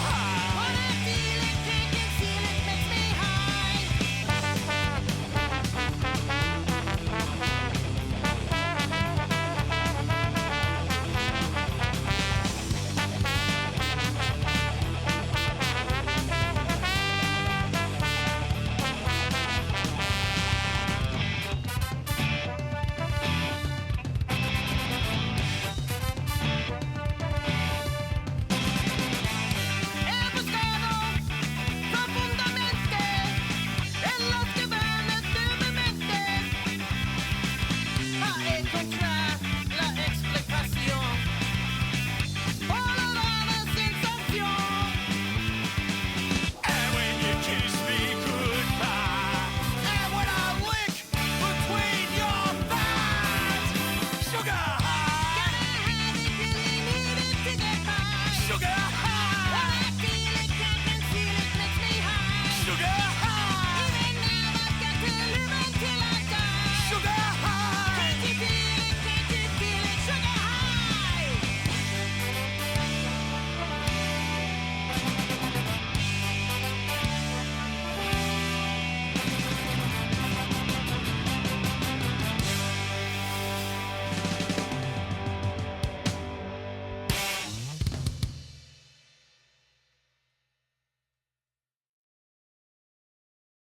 Get out to those ska shows, support those scenes, run for office like Punk Rock Ryan, and make a difference. If you can't run for office, find the right people running for office. And I think the only way to affect change is from within. And I don't think it's going to be hard to express dissent these days. But if you just take a positive message and a positive route, then maybe things can happen. So, people like Ox have a better world, Yeah. Yeah. And the future beyond that. As the boy detective says, this is the world that our kids will inherit. Yeah. Very true. I'm excited about meeting them. Yeah, that'll be fun. They're great. Yeah, that's Pouza Fest in Montreal. It's at Turbo House, which is one of Pouza Fest is spread out around a lot of venues. So Turbo have you House. been to Pouza Fest? Yeah, we played it before COVID. We played it twice, but before COVID was the last time with the Planet Smashers. I feel like it's like 2017. We played with the Ray Gun Cowboys and the Planet Smashers and a few other bands. Oh, the Bruce Lee band was there last year we played. And we're also excited about playing one of our other favorite ska festivals, international ska festivals, Big Ska Fest out in Victoria Island. That, if you've never been to that, it's very similar to what Tim and April do with Supernova, in that it's community. It's also a beautiful location right on the water, like it is in Hampton now. It's on the harbor in Victoria. There's seaplanes landing behind the stage and stuff like that. We've played that. This will be our 5th time. And the last time we played was with the Mighty Mighty Boss Tones in Western Standard Time. So that was great. Our trumpet player got to sit in with Greg Lee singing with Western Standard Time. And that was an amazing event. They've spread it so it's now Victoria Ska and Reggae Festival. So it draws from a wider pool. I think Tim's starting to think a little bit outside normal circles to, to just cross pollinate. Well, he has already with things like, who's the girl singer? Oh, that was so beautiful. That played the one that came on after Sister Nancy. Yeah. Well, Sister Nancy was one. She was Holly. That's Holly Cook. Holly Cook. Yeah. That was something new and different and fresh, and I really enjoyed it. Suited the evening. I was, it had this really ethereal kind of thing going on. That's it. Holly Cook. Thank you. Yeah.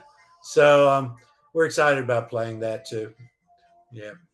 Yeah, that looks like a great festival. Yeah. I have never been to Canada or Pooza, obviously Pooza or any of these other festivals. So bucket list, I guess. Yeah. Yeah. Victoria Pooza is stacked. I'm really hoping that I can make it this year because there's a ton of killer bands that are on there. I hope you do. If you're coming in, hang out and we'll eat some poutine together. Yes. Oh yeah. I'm always down for some poutine. The best poutine. I mean, I'm sure Michigan's got poutine being close enough that it's all across Canada, but the best, the best in the world is in Montreal, and it's just it's massive. I like on the road. I like to eat that squeaky poutine cheese. I'll just buy it from a gas station or petrol station, as they say here, or servo, as they say here. I just like to chew on that on the road. It's alternate some beef jerky with squeaky poutine cheese. Yeah, that's the secret. So before we go down the rabbit hole more, yep. See what I did there? I saw what you do that. You did release your last LP in the end of 2023 on Ska Punk International called Rabbit. We self-released it here. Okay. We have a label, and Ska Punk International picked up a bit for us, which is great. And Jump Up also had some over there. That was a great labor of love. We began it songwriting for that during COVID when everybody just had too much time and was always looking for something to do, and it was great to get that completed and out. I did like the Alice in Wonderland theme. That was really fun to work with. And it's always been one of my favorites, from being smaller than Ox. That story's just always intrigued me on so many levels. Yeah, it's a great thing to do a concept album too. So our ska rock opera. But that was great. We recorded it ourselves. I have a studio at the house, and that allowed us to work on it over extended periods of time. Sugar High, we went into one of our favorite studios in Melbourne, knocked it out in a day, with a studio where a lot of big Australian bands have recorded, Hot House Studio. But when we're songwriting and taking our time with stuff, it's just as good to work on it at home, which would be another thing to get Ox into, is starting to learn, like, his recording programs and stuff. Start with GarageBand. He's doing it. Oh, he's doing it. I figured. We have every instrument in our house. He has a guitar, he has a bass, he has a keyboard, he has drums. He even has like a little trombone thing that's like one of the beginner ones. But he comes in here and he does each piece and he mixes them on GarageBand. Yeah, cool.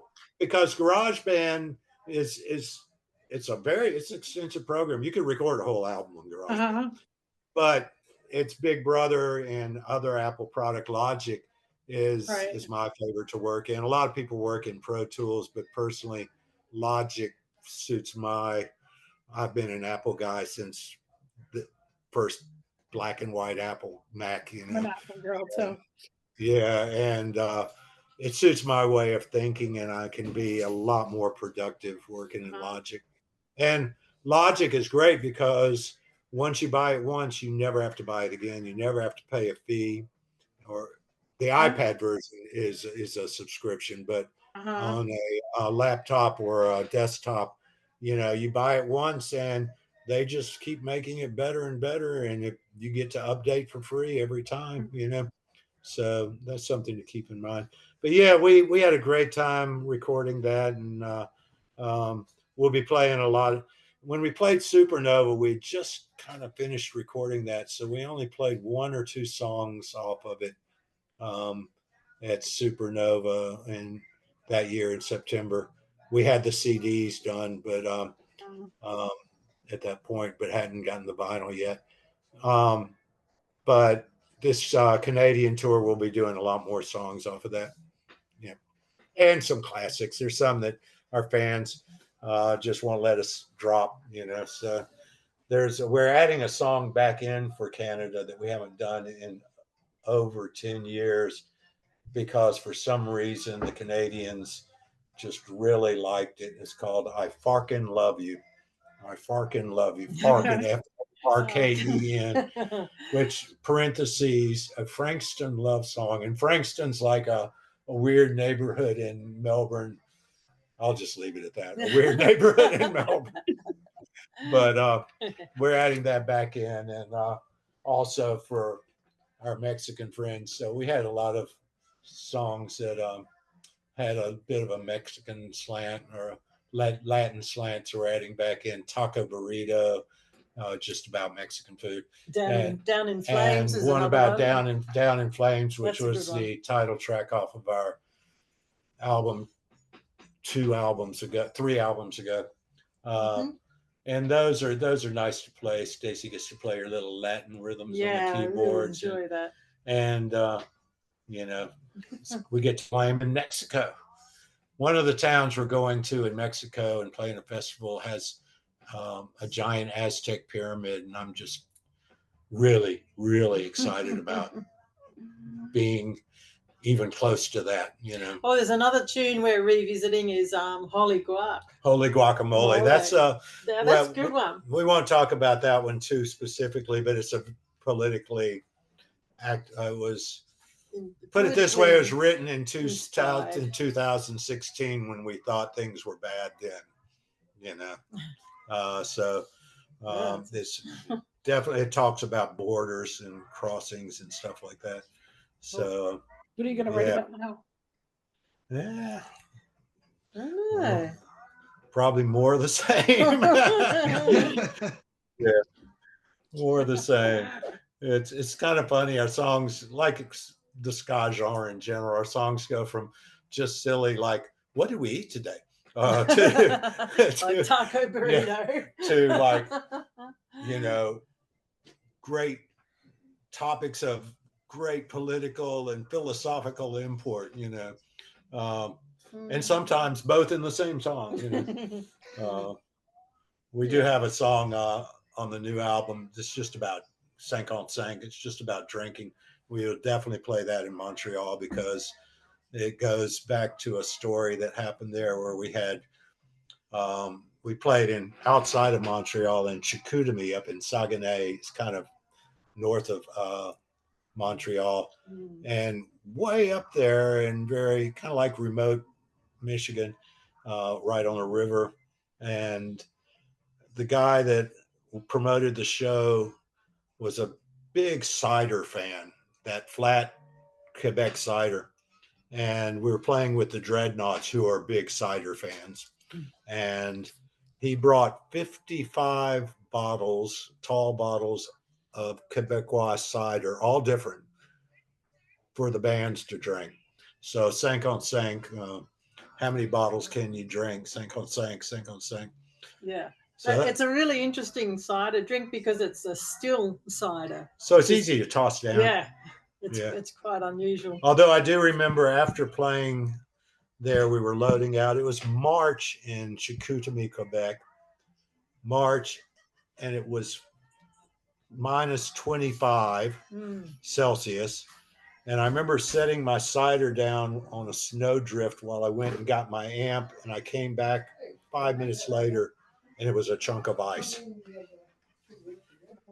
So that's about the coldest we've been. So we've actually got a segment on our podcast called Brain on Ska. It's a little late for the segue because you've already been getting into a lot of the lyrics to some of the songs. But I did want to talk about some of those songs from Rabbithole. Sure. Tea Party starts off that album with just such a high note. It's a great song. It's a welcome. Yeah, were you the one that wrote that song, Steve? Yeah. And it was just kind of wanting to bring everybody into this idea of the the Wonderland world, and I do like the horns in that one a lot. Yeah, that one's one of my favorites. And yeah, wrote most of the songs on there. Francis wrote one, Grinsinda Cat's Cheshire Cat, which is German for Cheshire Cat, about an old German girlfriend. I guess I'll leave it at that. And yeah, and some of the songs we already had, but kind of fit the theme. But things like Tea Party and Pocket Watch and Rabbithole, which was probably my favorite song on it because it's fierce. I just like that banging. And it's also that one I kind of wrote about a friend of ours, an ex-trumpet player of ours, who fell down the rabbit hole with all that QAnon stuff and just lost it, lost the plot completely. And I don't even know where he is now, down some hole, I can tell you that. But that one's my favorite to play because it's full on rock and backbeat all together. What other questions did you have? Finale is another really good song on that album. So that one's gotten our most airplay on Spotify, and that one I literally wrote for my mom who passed away. And it was curious because we got the call that she had passed away. We were up at Cairns. Stacey and I were on vacation up in Cairns, which is I guess the equivalent of our Miami. It's tropical on the ocean, the great coral reefs there. And I got the call from my sister that my mom had passed away. And my sister lived in Fort Myers, Florida, where the parents were at that point. Dad was still alive. And my sister was there when she passed away and holding her hand. And right after that, I needed something to I was obviously devastated. And I needed something to just help me cope. So I watched that Disney movie. What's it called? It's the one about the little boy who's a guitar player and his ancestors. Was it Coco? Coco, that's it. That's what I was going to say. That was it. So we watched that movie, and it all helped me process it all. It was like, well, you don't really die as long as somebody remembers you, And so literally picked up finale. So literally picked up the guitar. We always travel with a little keyboard and a little guitar wherever we go, just in case, lightning strikes and inspiration's there. And Stacey and I started work on that. And it was, in Coco, thank you, Coco and Disney. They talked about how you die your first death and your second death. The final death, your third death, would only be after everybody forgets you. So for me, it was you'll never die your final death because you're the one we won't forget. Yeah. And really awesome. And words. I might be dying, and I probably will someday. But as long as you keep passing down that memory and the legacy, then people live on forever. There's people, that left a good legacy that, we remember to this day from, Cleopatra, or Jesus, or Plato, musicians back, I don't know, Beethoven, things like that. I think like the whole phenomenon of podcasting and stuff is just awesome. Steve's listening to one which is 500 rock and roll The history songs. of rock and roll and 500 Yeah. songs. So that's kind of putting it out there forever. It's talking hugely about all the that connections guy, of these songs. that's highly recommended, by the way. I listen to like Ska Makes podcast and SKAgazine, and lots of podcasts. And but that guy, he's a British guy and from like Manchester. Andrew Hickey. Yeah. He does the history of rock and roll in 500 songs. He's only done, I think he's up to episode 178, and he's hoping he's a little older than I am. He's hoping he'll complete it before he dies. But you talk about informative. I listened to one episode and I go, oh my God, Stace, did you know that this and this and this and this? And I thought I knew a lot about rock and roll, from my span of years and my enthusiasm about it. He's come up with things that I never, ever possibly even dreamed were true, as far as getting deep. It's just a good one.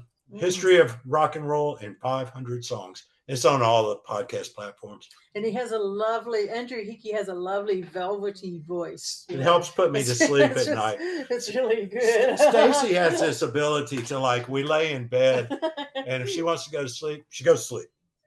I lay in bed going, what about that? Oh, did I do that? Oh, what about, I have to do this. And I just rattle on. But I put on I got these headphones that are really soft that go around with an eye mask so you can lay on your side. And it's a band. Headband headphones. And I put on a podcast and I always go to sleep before it's over. Yeah. But Andrew Hickey must have done hours and hours of research to pull all these episodes together, which is a great thing. Yep. They're going to be there forever. You know what I mean? Yeah. Yeah. And it's I did another interview night before last with these Aussies, this Australian music historian from back in the 80s, and he's doing it with a friend of ours that sometimes plays banjo with us in bluegrass. And they wanted to know about the history of Steve, so we went on for hours, and it helped me remember things, but it puts it out there so my great grandchildren might come across this archive of that's my great ancestor, So it goes back to that legacy and doing something with your life and leaving something out there.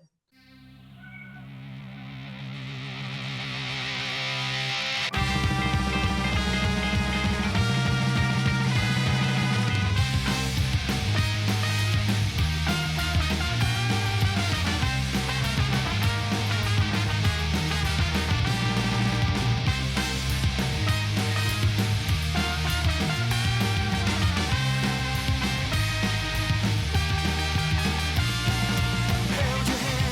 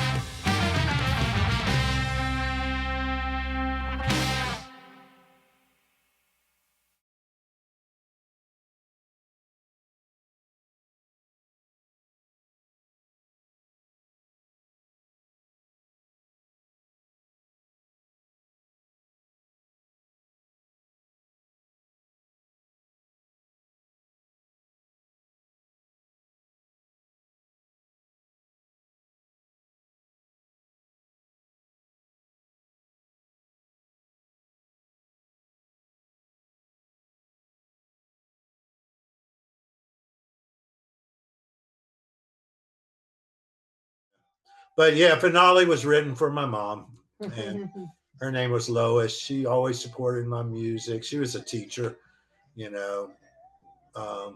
She's part of the reason I have such a thirst for knowledge. She was just a very, very sweet, intelligent Tennessee girl, you know. And, you know, she was the one that bought me my first instrument, which was a clarinet. And, you know, when I had to quit playing clarinet because they said it would make my teeth crooked. She was the one that said, "Why don't you get a guitar like those Beatles guys?" And I was like, "Yeah, yeah." And played a lot of music, you know, in the house, sitting around. And read a lot of books too. That's where you got your love of reading. Yeah, right? she was a big reader. Yeah. That's awesome. Yeah. Were there any other questions about Rabbit Hole, Ryan? Yeah. The other one I kind of want to talk about a little bit was Parasol. I know it's not on Rabbit Hole, but that song is just so much freaking fun. That one, jazz so that sound one to was, it. that one, it's funny because we just, we needed a new band bio on the website. So we have a fairly new drummer, and a bass player's been with us several years, but we hadn't updated bio and stuff like that. So Francis put a kind of a questionnaire out to each band member to answer, you know, which we know who they are, but so you get to do the silly answers and stuff.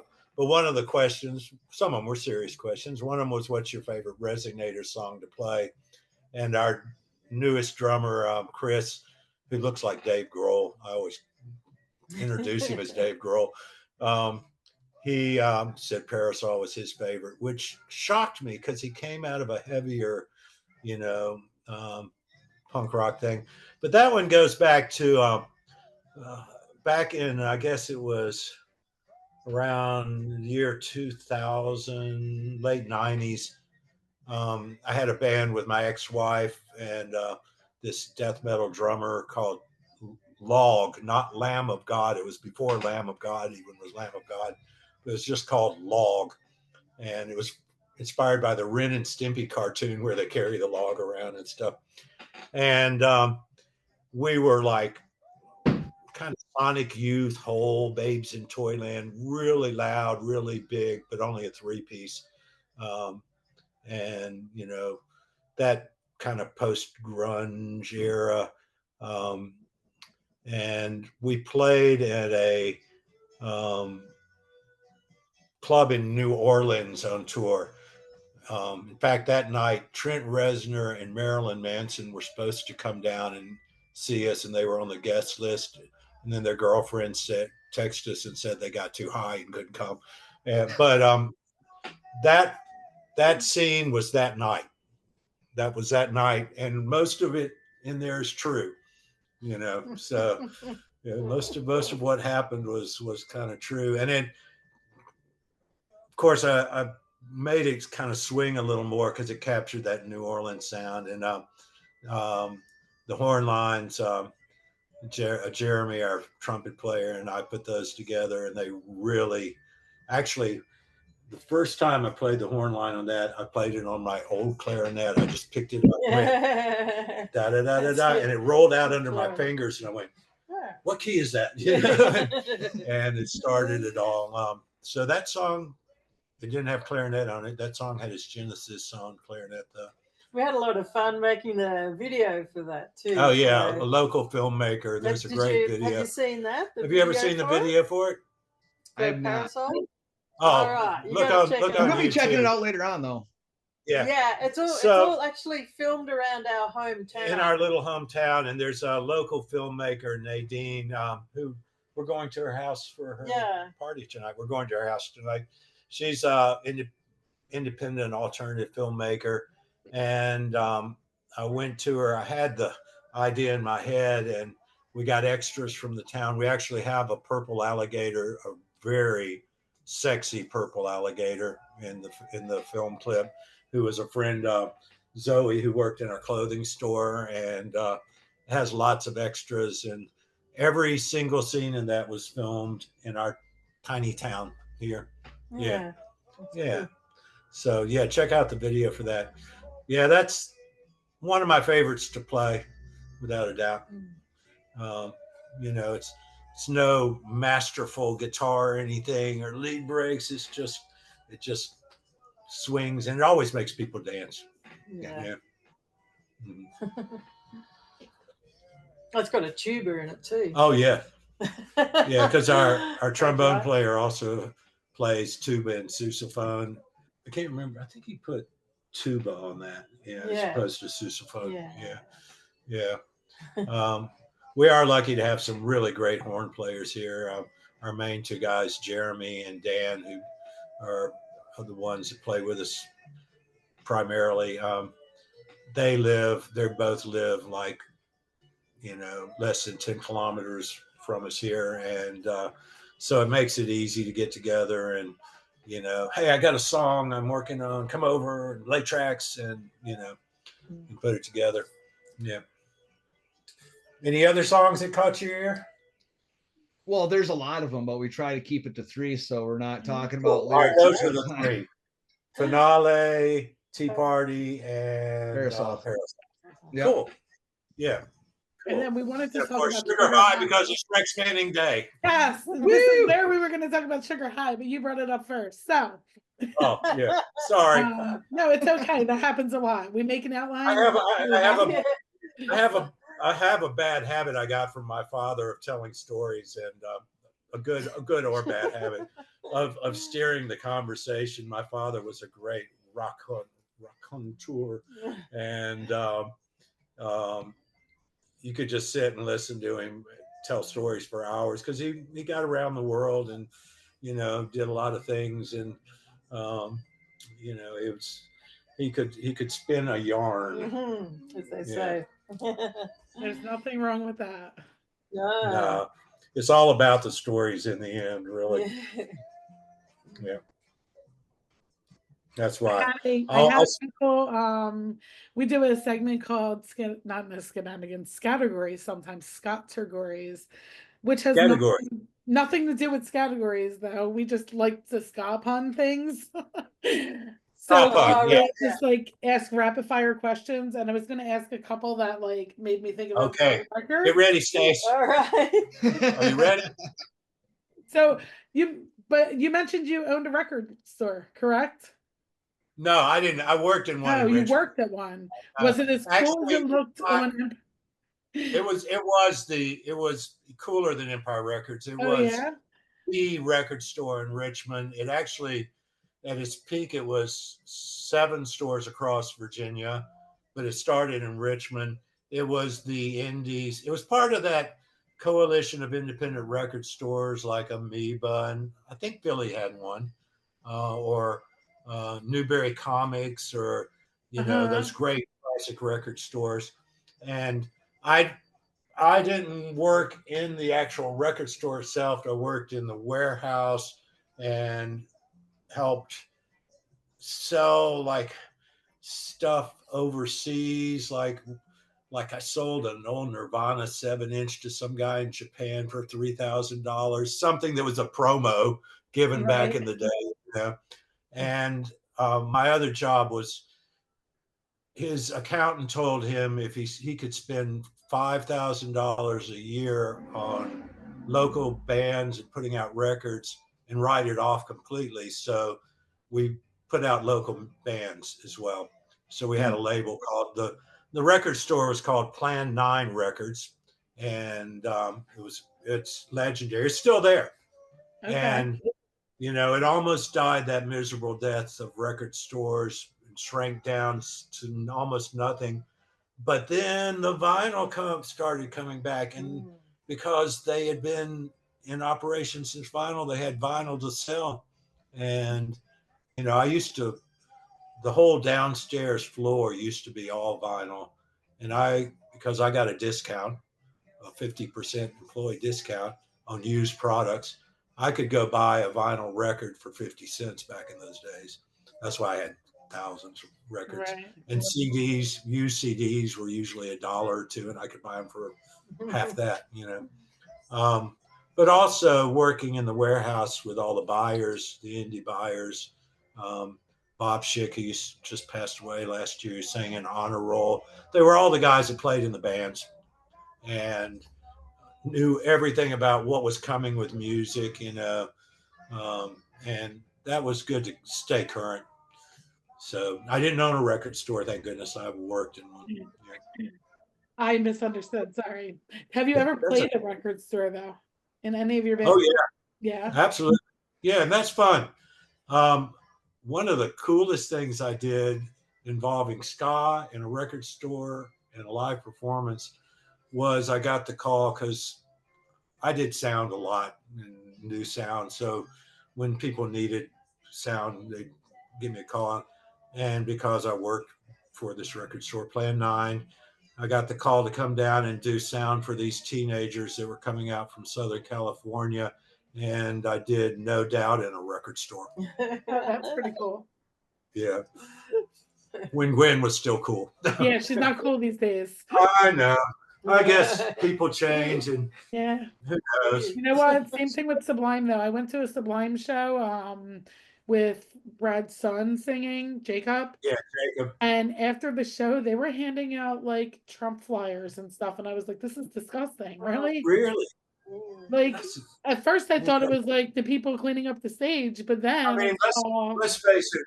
As open-minded people, we should believe that everybody has the right to their own opinion. We should, but you choose who you want to hang with. Yeah. Listen to the lyrics you're singing that your father wrote. Don't sing them if you don't believe them. I'm sorry. Yeah. Yeah. Well, I think the world is a very divided place right now, and it's you're bound to run into people that don't. People have largely due to social media, access to social media and stuff, people have strong convictions. I mean, it used to be people didn't care quite as much. So I guess it's good they care, one way or the other. Yeah. I guess it's good that they actually give a shit.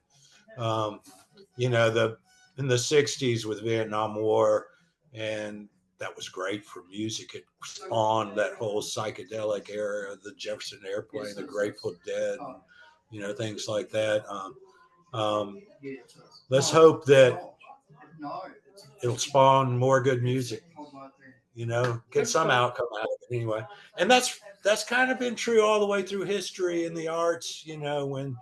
When something's really needs to be said, the arts end up saying it, whether it's architecture or painting or songwriting or playing music. That's kind of our way we as human beings express ourselves, whether it's Guar expressing the evil of mankind, or somebody expressing the beauty of mankind. So yeah. That is definitely a coin that has two sides. Yes, exactly. Any other rapid fires? Yeah, just one more. The Rex Mannings of this world, they're out there. Tell me somebody you've dealt with. You don't have to give a name, just give a story like you like to do about it's like a Rex Manning. Like a Rex Manning that you've come across in your music career.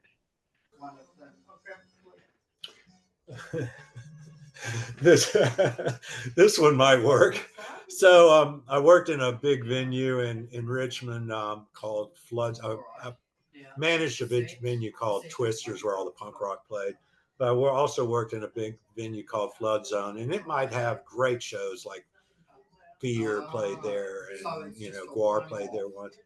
But every Wednesday was Dave Matthews Band.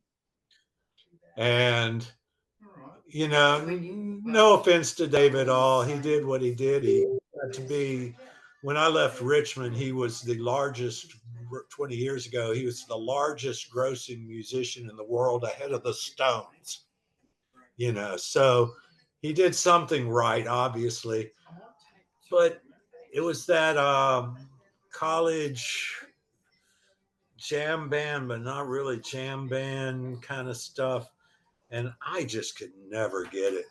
I saw him play. I had to see him play over 100 times. And every now and then one of the songs would get in my head, and I'd be, get out, get away, get away. And, you know, it just, I mean, yet he's hugely successful. And, you know, he came from a bartender background, you know, so it's not like he was a Rex Manning in that sense, or like he was a predator or anything like Rex Manning was. But he was that clean cut corporate kind of approach, you know.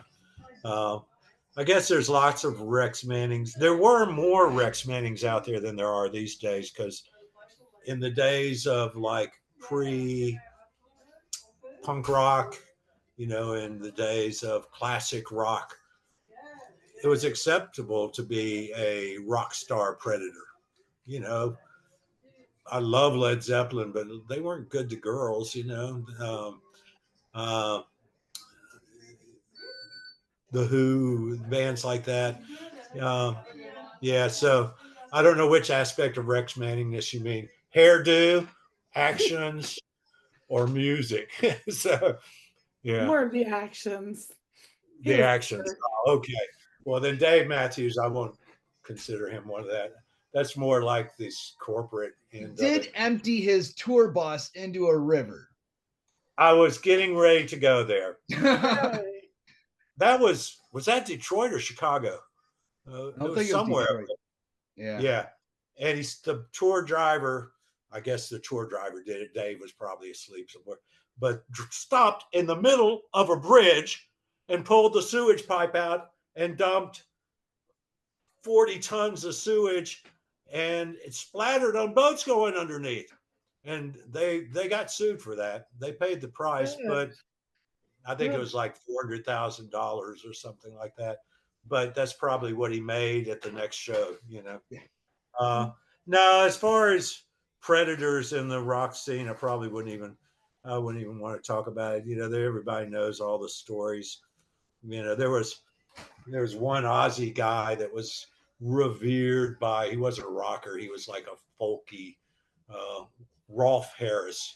He was revered by all the like Aussie folk music scene, and he went down hard. He got caught out, you know, doing multiple predatory things and paid the price. I think he went to jail, you know. But fortunately, people are a little more enlightened these days. And fortunately, our scene polices itself. You can't, you know, even if you wanted to, not that anybody in their right mind would, if you do that kind of thing, you're done, you know, in my book anyway. I have no room for, people can have their politics, but violence towards women or any kind of that kind of thing, no, there's no acceptable level of such, you know. Agreed. It's done. Yeah, yeah, it's something we deal with here in Australia. It's become a major social issue because more women have been murdered by far. It's not like it is in America where people get murdered every day. We don't have guns, but there's a lot of ways violence can be, you know, put on women, and it's getting a lot of attention now, which is good, and measures hopefully put in place to help prevent it. You know, we always looked after the girls in the pit, you know, things like that. In Mexico, you don't have to. You have to watch out for the girls in the pit. They go elbows down. It's like the guys get out of the way and the girls take it over. And we were in Tecate and Stacy's keyboard went flying in the air, you know, as they come running down. But that's fun. They rule the pit there. Awesome. Yeah. Yeah. I think it's great that, you know, some genres of music are largely one sex or the other. Ska is so open to both sexes, to all races, to all ages. I mean, let's face it, you know, me and Ox are standing there side by side at Supernova, enjoying watching Tokyo Ska Paradise Orchestra or something, you know. And there's quite a gulf of years between the two of us, you know. Yeah. And you know, the fact that like this year Tim's bringing those guys from the Rockers movie, those guys they're getting up there, boy. You know, they look old even to me, you know. And that's accepted, you know. Ska isn't one of those, well, sorry, you're over 30 now, you can't play that genre anymore, you know. And we're inclusive and we're accepting, and that's a really cool thing, you know. Agreed. Community. That actually brings me to one more thing I wanted to make sure we talked about before we got off, Sure. and that is Matt from Chupacabra wanted me to let you know that Matt and Jamie are visiting him right now. I know they landed already. Yeah, I keep close tabs on Matt and Jamie because somebody has to, and on Chupacabra as well, because Chupacabra, you know, I have great love for Richmond, and you know, I spent half a lifetime there, and those guys are still flying the flag there, and the Resignators played with them before Supernova, and borrowed their drummer Matt. So there's all these Matts, you know, the Matt visiting two Matts in the band, but Matt and Jamie are, you know, they were the guardians of the Resignators Kangaroo from Supernova. Yes, her hops a lot, and they are two of my dearest friends, and I hope that Richmond is ready for them, and I hope they're ready for Richmond. I think they're going to the Guar Bar tomorrow. There's a Guar Bar? There's a Guar Bar there. Yeah, it's the guy that took my character when I left, Mike Dirks, who's really only one of the only guys in the band I know now because people came and went. He had the idea to start a bar restaurant, like, God, it must have been about 10 years ago.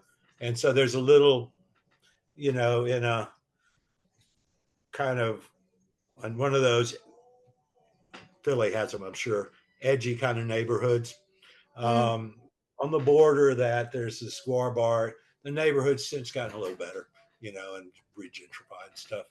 But he's got a lot of artifacts and stuff from leftover props and photos, and the menus, inventive, you know, gross things. But I think I cook better than him. So I told Jamie and Matt a couple other places to go. My favorite place in Richmond is a Cuban place, Cuba Cuba. It's to die for. Yeah, and it's another kind of hole in the wall. A Cuban mate of mine started 25 years ago, and it's still kicking. But they'll have a blast there. They'll have a blast in Richmond. Richmond's, you know, it's a tight scene, and, you know, tight in a good way. And it's like Philly, a great historic city. And you walk down the street. The house I lived in Richmond before I left was built in 1865. You know, it was restored, but it was, you know, built by guys that fought in the Civil War and came home. The last Civil War, not the next one. Yeah. So hope it doesn't come to that. I don't think it will, because it's not about geography now. Yeah. Well, bye. Come say goodbye. He screamed and then left. It's Okay, 11 o'clock here, but he's still, you know, wired. Hey, thanks guys for having us on. And it's been fun to have a lovely To be chat. honest, it didn't even feel like it was anything more than just friends hanging out, which is I feel like that's how all of our calls go. Easily over. That's the way it should be. Yeah, and nice. Ryan, I hope we see you up in Pooza, and Jess, I hope we see you at Supernova. Yeah. Yep. And, is there anything else you guys want to plug? Where can we find you guys? All your music, all the good stuff. Bandcamp's always the best, you know, because, you know, people can get it for cheap if they want to, or, you know, we're on Spotify, we're on Apple, we're on all those. But Bandcamp's always good. We always put everything up there. the videos on YouTube. You know, it's we're out there. We're easy to find. Or you can just take a 17-hour flight and come see us in Australia. Well, safe travels to Canada and have a Thank blast. you. Thank And you. then Mexico Thanks a after lot, that. guys. Yeah, well, it's going to be, we fly into Vancouver after that and do Vic Ska Fest and then shoot down to, there's a flight directly from Vancouver to Mexico. Oh, all in one trip. Yeah. Okay. And, When you get your poster out there, we will share it. So absolutely. Thank you. Thank you. You'll see it soon. It's almost there. We're waiting for one more date to fill out before we finally release it. We just need one more Wednesday night. We got to get, if anybody knows anybody in the Toronto to Montreal corridor who wants to book a band on Wednesday night, whether it's a private party or you know, a pool party, a splish splash, or put the word out there. We need a Wednesday show. all right, great. Thank you again for coming on. And Thank you, have Ryan. fun. Yeah, same to you guys. You guys Keep take the care. faith, fight the power, damn the man, save the empire. Happy Rex Manning Day. Happy Rex Manning Day. Okay, see you. See you guys. SKAgazine, be a scene, SKAgazine, be a scene, SKAgazine, be a scene, SKAgazine. SKAgazine. Be the scene, SKAgazine. As always, we like to remind all of our guests that if you want to have a scene, you've got to be the scene. Get out there to a show, everybody. Support the bands touring, your local bands as well. Dance with your friends. Love each other. That's all we got. Have a great night.